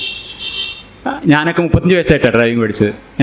അപ്പോൾ നമ്മൾ ഡ്രൈവിംഗ് പഠിക്കാൻ തുടങ്ങുമ്പോൾ ആദ്യഘട്ടത്തിൽ ഈ വികസിത മസ്തിഷ്കത്തിന് വലിയ ജോലിയാണ്. നമ്മുടെ ഈ നിയോ കോർട്ടക്സിന് വലിയ ജോലിയാണ്. കാര്യം വെച്ചാൽ ഓരോ കാര്യവും നമ്മൾ ബോധപൂർവം ചിന്തിച്ചുറപ്പിച്ചു വേണം ചെയ്യാൻ. ഇടത്ത് കാല് കൊണ്ട് ക്ലച്ച് ചവിട്ടി, ഇടത്ത് കൈ കൊണ്ട് ഗിയർ ലിവർ ന്യൂട്രൽ പൊസിഷനിലേക്ക് വലിച്ചിട്ട് എൻജിൻ സ്റ്റാർട്ട് ചെയ്ത് ക്ലച്ചിൽ നിന്ന് കാലെടുക്കാതെ ഗിയർ ഫസ്റ്റിലേക്ക് മാറ്റി, ക്ലച്ചിൽ നിന്ന് ഇടത്ത് കാൽ എടുത്ത് വലത്ത് കാല് കൊണ്ട് ആക്സിലേറ്റർ അമർത്തി, ഇതൊക്കെ ഓരോന്നും നമ്മൾ ഈ ഓർക്കസ്ട്ര മുഴുവനും ആലോചിച്ച് ഉറപ്പിച്ച് വേണം നമ്മൾ പഠിക്കുന്ന സമയത്ത് ചെയ്തു തുടങ്ങാൻ. അങ്ങനെ പോയിക്കൊണ്ടിരിക്കുമ്പോൾ നമ്മൾ സ്പീഡ് കുറക്കേണ്ടി വന്നാൽ അയ്യോ എന്ന് വിളിച്ചിട്ട് നമ്മൾ ഇതൊക്കെ വീണ്ടും ഇതൊക്കെ ആലോചിച്ച് ഇടത്തുകാലും വലത്തുകാലൊക്കെ ഓലക്കാൽ ശീലക്കാൽ എടുത്ത് വെച്ചിട്ട് ചെയ്യണം. പിന്നെ അതുപോലെ തന്നെ അത് വലിയ ജോലിയാണ്. പക്ഷെ കുറേ തവണ ചെയ്യുമ്പോൾ ഒന്നാണ് ഇതൊക്കെ ഓട്ടോമാറ്റിക് ആവും. നമ്മുടെ പുരാതന മസ്തിഷ്കം സ്ട്രയാറ്റം ഇതൊക്കെ ഏറ്റെടുക്കാൻ തുടങ്ങും. അപ്പോൾ പിന്നെ സ്പീഡ് കുറക്കേണ്ടി വന്നാലും ഇതൊക്കെ ഇടത്തുകാൽ ഓട്ടോമാറ്റിക്കായിട്ട് ക്ലച്ചിലേക്ക് പോയിക്കോളും. പോയിട്ട് ഇപ്പോൾ ഒരു ഒഴിവ് ദിവസം ഞാൻ ഹോസ്പിറ്റലിൻ്റെ വഴിക്ക് ഡ്രൈവ് ചെയ്ത് പോകേണ്ടി വന്ന ഓട്ടോമാറ്റിക്കായിട്ട് ഞാൻ ഹോസ്പിറ്റലിലേക്ക് കയറിപ്പോകും. അങ്ങനെയാണ് ഡ്രൈവിങ്ങിൻ്റെ ഒരു രീതി, മനസ്സിലായില്ലേ? അപ്പോൾ അതുപോലെയാണ് നമ്മളൊന്നും അങ്ങനെ ഓട്ടോമാറ്റിക് മോഡിൽ അങ്ങനെ പോയിക്കൊള്ളുന്ന സാധനം. ഈ വിശ്വാസ പ്രസ്ഥാനങ്ങളുടെ ആചാരങ്ങളും ചിന്താരീതിയും സ്വായത്തമാക്കുക എന്ന് പറയുന്നത് മസ്തിഷ്കം മറ്റേതൊരു ശീലവും ആചാരാനുഷ്ഠാനവും ഒക്കെ ആർജിക്കുന്നതിന് സമാനമായിട്ടാണ് എന്ന കാര്യമാണ് ഞാനിവിടെ പറയാൻ ശ്രമിക്കുന്നത്. പ്രത്യയശാസ്ത്രബദ്ധമായിട്ടൊരു അന്തരീക്ഷത്തിൽ വളരുക എന്ന് പറഞ്ഞാൽ അതിൻ്റെ അർത്ഥം ഭക്തിയുടെ അനുഷ്ഠാനത്തിൽ ട്രെയിനിങ് നേടുക എന്നാണ് ചുരുക്കം പറഞ്ഞാൽ. ഈ ഭക്തി എന്ന് പറഞ്ഞാൽ ദൈവഭക്തി എന്ന് മാത്രമല്ല, മതഭക്തി എന്ന് മാത്രമല്ല, പ്രസ്ഥാന ഭക്തിയോ നേതൃഭക്തിയോ ഒക്കെ ഉൾപ്പെടുന്നുണ്ട്. പൊതുവെ ആളുകളുടെ വിചാരം പിന്നെ ഈ ഭക്തി എന്ന് പറഞ്ഞാൽ എന്തോ ഒരു മഹത്തായ കാര്യം എന്നാണ്. പക്ഷേ ഭക്തി സംഭവിക്കുന്നത് വാസ്തവത്തിൽ വ്യക്തി ഇല്ലാതാവുക എന്നുള്ളതാണ് ഭക്തി സംഭവിക്കുന്നത്. ഈ വിശ്വാസ പ്രസ്ഥാനങ്ങളുടെ ഒക്കെ ഒരു വിവിധങ്ങളായ അനുഷ്ഠാനങ്ങളുടെ ഒക്കെ ഒരു ഇഫക്റ്റ് എന്താണെന്ന് പറഞ്ഞാൽ വ്യക്തി പ്രധാനമല്ല, പ്രസ്ഥാനമാണ് പ്രധാനം, ഞാൻ അതിൻ്റെ ഒരു അംശം മാത്രമാണ് എന്നുള്ള ഒരു ബോധ്യം ഉണ്ടാക്കുക എന്നുള്ളതാണ് ഈ അനുഷ്ഠാനങ്ങളിലൂടെ ട്രെയിൻ ചെയ്യപ്പെടുന്ന മസ്തിഷ്കത്തിൻ്റെ നില എത്തുന്നത്. അതുകൊണ്ട് എന്താ ഒരു പ്രശ്നം എന്ന് വെച്ചാൽ, നമ്മൾ പറഞ്ഞല്ലോ ഇതൊരു അപകടകരമായ ഒരു കുറുക്ക് വഴിയാണ് എന്ന് പറഞ്ഞ കാര്യമാണ് ഞാനിവിടെ ജസ്റ്റ് സൂചിപ്പിക്കുന്നത്. ഈ ഗോത്രത്തിൻ്റെ അല്ലെങ്കിൽ പ്രസ്ഥാനത്തിൻ്റെ ആവശ്യങ്ങളും വിധികളും വിലയിരുത്തലുകളുമാണ് പ്രധാനം എന്നുള്ള, അതുപോലെ തന്നെ സംശയങ്ങളും ചോദ്യങ്ങളും ഒക്കെ ദൈവവിരോധമാണ്, പ്രസ്ഥാന വിരോധമാണ് എന്നൊക്കെയുള്ള ബോധ്യത്തിൽ അങ്ങനെ കഴിയുന്ന ഒരാൾ വളരെ എളുപ്പത്തിൽ ചൂഷണം ചെയ്യപ്പെടും. ആ വ്യക്തി പ്രസ്ഥാനത്തിന് വേണ്ടി ത്യാഗം ചെയ്യുക, മരിക്കണമെങ്കിൽ മരിക്കുക എന്നുള്ള മനോനില ഒരു വ്യക്തിയെ സംബന്ധിച്ചൊരു ദുരന്തമാണ്. ഇതുകൊണ്ടാണ് പറഞ്ഞത് അപകടകരമായൊരു ഷോർട്ട് കട്ടാണ്, രോഗത്തേക്കാൾ ഗുരുതരമായ പ്രത്യാഘാതങ്ങൾ ഉണ്ടാക്കുന്ന ഒരു മരുന്നാണ് എന്ന് ഞാൻ പറഞ്ഞതുകൊണ്ടാണ്. പക്ഷേ ഈ മർത്യരെ പറ്റമായി മേച്ചിടുന്ന ആട്ടിടയന്മാർക്ക് ആവശ്യം ഇങ്ങനെയുള്ള പ്രസ്ഥാന മനുഷ്യരെയാണ് താൻ. പ്രീഫ്രോണ്ടൽ കോർട്ടക്സ്, സ്ട്രയാറ്റം എന്ന് പറഞ്ഞുള്ള മസ്തിഷ്ക ഭാഗങ്ങളെക്കുറിച്ച് നമ്മൾ പറഞ്ഞു. പ്രത്യയശാസ്ത്ര ശീലങ്ങൾ അടക്കമുള്ള ശീലങ്ങളുടെ രൂപീകരണത്തിൽ ഈ മസ്തിഷ്ക ഭാഗങ്ങൾ എങ്ങനെയാണ് പങ്കെടുക്കുന്നത് നമ്മൾ പറഞ്ഞു. അതുപോലെ തന്നെ നേരത്തെ പറഞ്ഞ വേറൊരു കാര്യമാണ് കോഗ്നിറ്റീവ് റിജിഡിറ്റി എന്നതാണ് പ്രത്യയശാസ്ത്ര മസ്തിഷ്കത്തിൻ്റെ ഒരു സവിശേഷത എന്ന് പറഞ്ഞു. ഈ രണ്ട് കാര്യങ്ങളെയും പരസ്പരം ബന്ധിക്കുന്ന ഒരു പഠനത്തെക്കുറിച്ചാണ് ഞാനിവിടെ പറഞ്ഞിരിക്കുന്നത്. ആ ചുരുക്കി പറഞ്ഞാൽ ആ പഠനത്തിൻ്റെ ഫലം ഇതായിരുന്നു: ഏറ്റവും അധികം കോഗ്നിറ്റീവ് റിജിഡിറ്റി പ്രദർശിപ്പിക്കുന്ന വ്യക്തികളിൽ, ഏറ്റവും അധികം കോഗ്നിറ്റീവ് റിജിഡിറ്റി ഉള്ള വ്യക്തികളിൽ ചില ജനിതക സവിശേഷതകളുണ്ട് അവർ കണ്ടെത്തുന്നത്. ഈ ജനിതക സവിശേഷതയുടെ മസ്തിഷ്ക പ്രഭാവം എന്താണെന്ന് വെച്ചാൽ, അതിൻ്റെ ബ്രെയിൻ ഇഫക്റ്റ് എന്താണെന്ന് വെച്ചാൽ, പ്രീഫ്രോണ്ടൽ കോർട്ടക്സിൽ, അതായത് പ്ലാനിങ്, ഡിസിഷൻ മേക്കിംഗ്, യുക്തിചിന്ത, ഇതൊക്കെ നിർണ്ണയിക്കുന്ന നവീന മസ്തിഷ്കത്തിൻ്റെ ഭാഗത്തിൽ ഡോപ്പമിൻ എന്ന് പറയുന്ന ന്യൂറോ ട്രാൻസ്മിറ്ററിൻ്റെ അളവ് കുറയുന്നു. അതേസമയം ശീലങ്ങൾ സൃഷ്ടിച്ച് നിലനിർത്തുന്നതിൽ പ്രധാന പങ്ക് വഹിക്കുന്ന സ്ട്രയാറ്റം എന്ന പുരാതന മസ്തിഷ്ക ഭാഗത്ത് ഡോപ്പമിൻ്റെ അളവ് കൂടുതലുമാണ്. ഈ അധികമായ, അമിതമായ, ഏറ്റവും കൂടുതൽ കോഗ്നിറ്റീവ് റിജിഡിറ്റി ഉള്ള ആൾക്കാർക്ക് എന്നൊരു പഠനം, അത് അങ്ങനെയുള്ള ജനിതക പ്രത്യേകത ചില ആൾക്കാർക്കുണ്ട്. അതിൻ്റെ വിശദാംശങ്ങളിലേക്ക് ഞാൻ പോകുന്നില്ല, തൽക്കാലം നമുക്ക് അതിൻ്റെ ആവശ്യമില്ല. ഇതൊക്കെ മസ്തിഷ്കത്തിൻ്റെ പ്രവർത്തനമായി ബന്ധപ്പെട്ടാണെന്നുള്ളൊരു പൊതു സൂചനയ്ക്ക് വേണ്ടി ഞാൻ പറഞ്ഞു എന്ന് മാത്രമേ ഉള്ളൂ. ഇങ്ങനെ ചില മസ്തിഷ്ക പ്രത്യേകതകൾ കണ്ടെത്തി എന്നുള്ളതിൻ്റെ അർത്ഥം ഈ ചില മനുഷ്യരുടെ ജനിതക പ്രത്യേകത കാരണം അവരുടെ മസ്തിഷ്കങ്ങൾ കോഗ്നിറ്റീവ് റിജിഡിറ്റി കൂടിയ പ്രത്യയശാസ്ത്ര മസ്തിഷ്കങ്ങളായി തീരാതെ തരമില്ല. ബയോളജി ഈസ് ഡെസ്റ്റിനി എന്നല്ല. അത് ഞാൻ ആവർത്തിച്ച് പറയട്ടെ, അങ്ങനെയൊന്നും ഇതിനർത്ഥമില്ല. അവിടെ എപ്പിജെനറ്റിക്സിന് വളരെ പ്രധാനമുണ്ട്. അവിടെയാണ് എപ്പിജെനറ്റിക്സിന് പ്രാധാന്യം വരുന്നത്. ഈ ജീനുകൾ സജീവമാകുമോ നിഷ്ക്രിയമാകുമോ നിരോധിതമാകുമോ എന്നുള്ള കാര്യത്തിൽ ഒരു വ്യക്തിയുടെ ജീവിത സാഹചര്യങ്ങൾക്ക് പങ്കുണ്ട് എന്നതാണ് എപ്പിജെനറ്റിക്സിൻ്റെ തിരിച്ചറിവ്. അല്ല, അതുകൊണ്ട് ഈ പ്രത്യയശാസ്ത്ര കാർക്കശ്യത്തിൻ്റെ രൂപീകരണത്തെ വിലയിരുത്തുന്നതിനായി ഒരു എപ്പിജെനറ്റിക്സ് ഓഫ് എക്സ്ട്രീമിസം ഡെവലപ്പ് ചെയ്യേണ്ടതുണ്ട് എന്നാണ് ലിയോർ സ്മിഗ്രോയുടെ അഭിപ്രായം. ഇപ്പോൾ കോഗ്നിറ്റീവ് ഫ്ലെക്സിബിലിറ്റി കൂടുതൽ ഉണ്ടാവാൻ, ഇപ്പോൾ ജനിതക സാധ്യതകളെ കുറിച്ചാണ് പറഞ്ഞു വന്നത്. ഫ്ലെക്സിബിലിറ്റി കൂടുതൽ ഉണ്ടാവാൻ സാധ്യതയുള്ള, ഒരു ലിബറലായിട്ട് വളരാൻ സാധ്യതയുള്ള മസ്തിഷ്ക ഘടനയുമായിട്ട് ജനിതക ഘടനയുമായിട്ട് ഒരാൾ ജനിച്ചു വരുന്നത് വളരെ പ്രത്യയശാസ്ത്രബദ്ധവും സർവാധിപത്യ ബാധിതവുമായ ഒരു സമൂഹത്തിലാണെന്ന് കരുതുക. അവിടെ നിരന്തരമായി ആവർത്തിക്കപ്പെടുന്ന ആചാരങ്ങൾ, പെരുമാറ്റത്തെയും ചിന്തയെയും നിയന്ത്രിക്കുന്ന സാമൂഹിക ചട്ടങ്ങൾ, ഇതൊക്കെ കർശനമായി പാലിക്കപ്പെടുന്ന ഒരു സമൂഹത്തിലാണ് ഇതുപോലൊരു ജനിതക ഘടനയുള്ള ഒരാൾ ജനിക്കുന്നതെങ്കിൽ ആ ജനറ്റിക് പൊട്ടൻഷ്യൽ അനുസരിച്ചുള്ള ഒരു സ്വതന്ത്ര ചിന്തകയായിട്ട് വളരാൻ അവർക്ക് സാധിക്കില്ല. കാരണം അത് ആ സമൂഹം അവർ എപ്പിജെനറ്റിക് ഫാക്ടേഴ്സ് അനുസരിച്ച് അത് സാധ്യമല്ല. അതുപോലെ കോഗ്നിറ്റീവ് റിജിഡിറ്റിക്ക്, നമ്മൾ നേരത്തെ കണ്ട പോലെ കോഗ്നിറ്റീവ് റിജിഡിറ്റിക്ക് അനുയോജ്യമായ ജനിതക ഘടനയുള്ള ഒരാൾ ഇതുപോലെ ഒരു സമൂഹത്തിൽ ജനിച്ചു വളരുന്നുണ്ടെങ്കിൽ അയാളുടെ ജനിതക സാധ്യതകൾ അവിടെ പ്രകടിതമാകാൻ സാധ്യതയുണ്ട്, ഒരു തീവ്രവാദത്തിലേക്ക് പോകാൻ സാധ്യതയുണ്ട്. അതേപോലെ തന്നെ റിജിഡിറ്റി പ്രോണായിട്ടുള്ള ജന്യൂടൈപ്പുള്ള ഒരാൾ ഒരു മതേതരവും ഉദാരവും സഹിഷ്ണുതാപൂർണവും വംശീയതാ വിരുദ്ധവും ലിംഗനീതി പുലരുന്നതുമായ ഒരു തുറന്ന സമൂഹത്തിലാണ് ജനിച്ചതെങ്കിലോ അവിടെയും ഈ നേരത്തെ പറഞ്ഞ പോലെയുള്ള ഈ സമഗ്രാധിപത്യ സമൂഹത്തിലേതുപോലെ ഒരു തീവ്രവാദിയായി മാറാനുള്ള സാധ്യത താരതമ്യേന കുറവായിരിക്കും നമ്മൾ വിചാരിക്കുന്നത്. ഇങ്ങനെ ഒരു എപ്പിജെനറ്റിക്സ് വീക്ഷണത്തിൽ കൂടി നോക്കുമ്പോൾ നമ്മൾ ആദ്യം പറഞ്ഞ ചിക്കൻ ആൻഡ് എഗ് പ്രോബ്ലം ഞാനത് അവസാനിപ്പിക്കുകയാണ്. Chicken and egg problem of political neuro സയൻസിൻ്റെ അടിസ്ഥാന സങ്കല്പം തന്നെ ചോദ്യം ചെയ്യപ്പെടും. അപ്പോൾ ഈ കോഴിയോ മുട്ടയോ ആദ്യം ഉണ്ടായിരുന്ന ചോദ്യം ഇവിടെ അപ്രസക്തമാണ് നമുക്ക് മനസ്സിലാവും. ആ ചോദ്യത്തെ പുനർവ്യാഖ്യാനിക്കേണ്ടതുണ്ട് എന്നാണ്. ആദ്യം വരുന്ന ഏതാണ്? കോഴിയോ മുട്ടയോ എന്ന ചോദ്യത്തിന് പകരം കാരണങ്ങളും അനന്തരഫലങ്ങളും പരസ്പരം തുടരെ അങ്ങോട്ടും ഇങ്ങോട്ടും സ്വാധീനിക്കുന്നത് എങ്ങനെയെന്നാണ് നമ്മൾ അന്വേഷിക്കേണ്ടത്. ചില മസ്തിഷ്ക സവിശേഷതകൾ ആൾക്കാരെ പ്രത്യയശാസ്ത്രങ്ങളിലേക്ക് ആകൃഷ്ടരാക്കുന്നുവെന്നും അതേസമയം പ്രത്യയശാസ്ത്രങ്ങൾ അവയെ സ്വീകരിക്കുന്ന മനുഷ്യരുടെ മസ്തിഷ്ക പ്രവർത്തന രീതിയെയും ശാരീരിക സംവേദനങ്ങളെയും സവിശേഷ രീതിയിൽ രൂപപ്പെടുത്തുന്നുവെന്നും നമ്മൾ തിരിച്ചറിയുന്നുണ്ട്. ഈ ഒരു ഫീഡ്ബാക്ക് ലൂപ്പ് ഇങ്ങനെ തുടരുമ്പോഴാണ് ആൾക്കാർ കൂടുതൽ ഡോഗ്മാറ്റിക്കും കൂടുതൽ അസഹിഷ്ണുക്കളുമാവുന്നത്. മറ്റു തരത്തിൽ പറഞ്ഞാൽ ഈ chicken and egg problem of political neuro സയൻസിൻ്റെ പരിഹാരം കൂടിനെ കൂടി അവരേത് സാഹചര്യത്തിൽ വളരുന്നു എന്നതിനെ കൂടി പരിഗണിക്കുന്നതിലൂടെ ഉണ്ടാവുന്നതെന്ന് പറയാം. ഒരാളുടെ വ്യക്തിത്വഘടനയും പ്രത്യയശാസ്ത്ര ചായ്വുകളും എല്ലാം രൂപപ്പെടുന്ന വേളയിൽ അയാളെ വലയം ചെയ്യുന്ന സാമൂഹ്യ സാഹചര്യം ഏതാണ് എന്നുകൂടി നമ്മൾ പരിശോധിക്കേണ്ടതുണ്ട്. നമ്മൾ നേരത്തെ പറഞ്ഞ പോലെ ഒരു secular liberal open tolerant anti sexist environment ആണ് അയാൾ നെസ്റ്റെങ്കിൽ ഒരു പ്രത്യയശാസ്ത്ര രോഗസാധ്യത ഉള്ള ആൾക്ക് പോലും അങ്ങനെ ഒരു രോഗമായി മാറാനുള്ള സാധ്യത കുറയും. തിരിച്ചും നമ്മൾ നേരത്തെ പറഞ്ഞ പോലെ തന്നെ നെസ്റ്റ് വളരെ പ്രധാനപ്പെട്ട ഒരു കാര്യമാണെന്നാണ് പറയുന്നത്. അപ്പോൾ അതുകൊണ്ട് തന്നെ ഉദാരവും സഹിഷ്ണുതാപൂർണവും വംശീയതാവിരുദ്ധവും ലിംഗനീതി പുലരുന്നതുമായ ഒരു തുറന്ന സമൂഹത്തിൽ ഇതുപോലെ ടോക്സിക് ഡോക്ട്രിൻസിൻ്റെ ആകർഷണ ശക്തി കുറയും. അതുകൊണ്ട് തന്നെ ഇങ്ങനെ ഒരു സമൂഹമായി നമ്മുടെ സമൂഹത്തെ മാറ്റിയെടുക്കാനുള്ള രാഷ്ട്രീയ പ്രവർത്തനം അതാണ് ഏറ്റവും പ്രധാനമായ കാര്യം. അത് യാതൊരു തർക്കമില്ല, അതൊരു വശമാണ്. ഇന്നത്തെ നിലയിൽ ഈ നിലവിലുള്ള സ്വാതന്ത്ര്യത്തിനകത്ത് സ്വാതന്ത്ര്യചിന്താ പ്രവർത്തനം നടത്തുന്ന നമുക്ക് സ്പെസിഫിക്കലി ഈ കാര്യത്തിൽ എന്താണ് ചെയ്യാൻ പറ്റുക എന്നുള്ളതിനെക്കുറിച്ച് ഒരൊറ്റൊരു സജഷൻ കൂടെ പറഞ്ഞ ശേഷം ഞാൻ അവസാനിപ്പിക്കാൻ വിചാരിക്കുന്നു. ഈ കൗമാരകാലം നവയൗവന കാലം എന്നുള്ളത് മസ്തിഷ്കം യാഥാർത്ഥ്യത്തിൻ്റെ മോഡലിനായി ദാഹിക്കുന്ന ഒരു അവസരമാണ് എന്ന് പറയും. Demand for an explanatory framework is present in every adolescent. അപ്പം അങ്ങനെയുള്ള എക്സ്പ്ലാനറ്ററി ഫ്രെയിം വർക്ക്സ് നോക്കി നടക്കുന്ന യുവാക്കൾക്ക് എന്താണ് നമ്മുടെ നാട്ടിൽ നിന്ന് കിട്ടുന്നത്? അതൊരു പ്രശ്നമാണ്. അത് അവരുടെ ആവശ്യം നിറവേറ്റി കൊടുക്കാൻ നമ്മൾ കൊടുക്കുന്നത് ഈ മനുഷ്യ മഹാദുരിതങ്ങളുടെ ഭീകര ചരിത്രമുള്ള പ്രത്യയശാസ്ത്രങ്ങളുടെ പോളിഷ്ഡ് വേർഷൻസാണ് നമുക്ക് കിട്ടാനുള്ളത്. അതവിടെയാണ് നമുക്കെന്ത് ചെയ്യാൻ പറ്റുക. അവർ ഇതിങ്ങനെ ഈ പ്രത്യയശാസ്ത്ര പ്രചാരകർ കൊടുക്കുന്ന സാധനങ്ങൾ വാങ്ങി സേവിക്കുന്ന ഈ ചെറുപ്പക്കാർ വിചാരിക്കുന്നത് എല്ലാ ചൂഷണത്തിൻ്റെയും എല്ലാ അസമത്വത്തിൻ്റെയും ultimate one and only explanatory framework ഞങ്ങൾക്ക് കിട്ടി, ഇനി വേറൊന്നും വേണ്ടെന്നാണ് വിചാരിക്കുന്നത്. അപ്പോൾ അങ്ങനെയല്ല. ഈ ടോക്സിക് ഡോക്ട്രിൻസ് അല്ലാതെ സയൻസ് ബേസ്ഡ് ആയിട്ടുള്ള വസ്തുനിഷ്ഠമായിട്ടുള്ള വിശദീകരണങ്ങളും വിശദീകരണ രീതിയും ലഭിക്കുന്നുള്ളത് അവരെ ബോധ്യപ്പെടുത്താൻ നമ്മൾ ശ്രമിക്കേണ്ടതുണ്ട്. അങ്ങനെ ഒരു ശ്രമമാണ് വാസ്തവത്തിൽ ഇതുപോലൊരു സയൻസ് ബേസ്ഡ് ആയിട്ടുള്ളൊരു സെമിനാർ നമ്മൾ സംഘടിപ്പിക്കുന്നത് പോലും. ഈ പറഞ്ഞത് ചെറുപ്പക്കാർക്ക് വേണ്ടി മാത്രമല്ല, ആ ഘട്ടം കഴിഞ്ഞവർക്കും ഇത് കുറേയൊക്കെ ബാധകം തന്നെയാണ്. മസ്തിഷ്കം എന്നത് എല്ലാ കാലത്തും പ്ലാസ്റ്റിക്കാണ്, എല്ലാ കാലത്തും അതിന് സ്വയം മാറ്റങ്ങൾ വരുത്താൻ കഴിയുന്നതാണ്. ഇപ്പോൾ secular, liberal, open, tolerant, anti racist, anti sexist environment എന്ന് വിശേഷിപ്പിക്കാവുന്ന, ഞാൻ നേരത്തെ പറഞ്ഞ കാര്യമാണ്, പടിഞ്ഞാറൻ യൂറോപ്യൻ രാജ്യങ്ങളിൽ തന്നെയും അപകടകരമായ വിശ്വാസ പ്രസ്ഥാനങ്ങൾ, പ്രത്യയശാസ്ത്രങ്ങൾ ഇന്ന് ശക്തിപ്പെടുന്നത് നമ്മൾ കാണുന്നു. പ്രത്യയശാസ്ത്രങ്ങളുടെ എളുപ്പവഴി, നേരത്തെ പറഞ്ഞാണ്, പ്രത്യയശാസ്ത്രങ്ങളുടെ എളുപ്പവഴി തേടുക എന്നത് മനുഷ്യ മസ്തിഷ്കത്തിൻ്റെ സ്ഥിരം പ്രവണതയാണ്.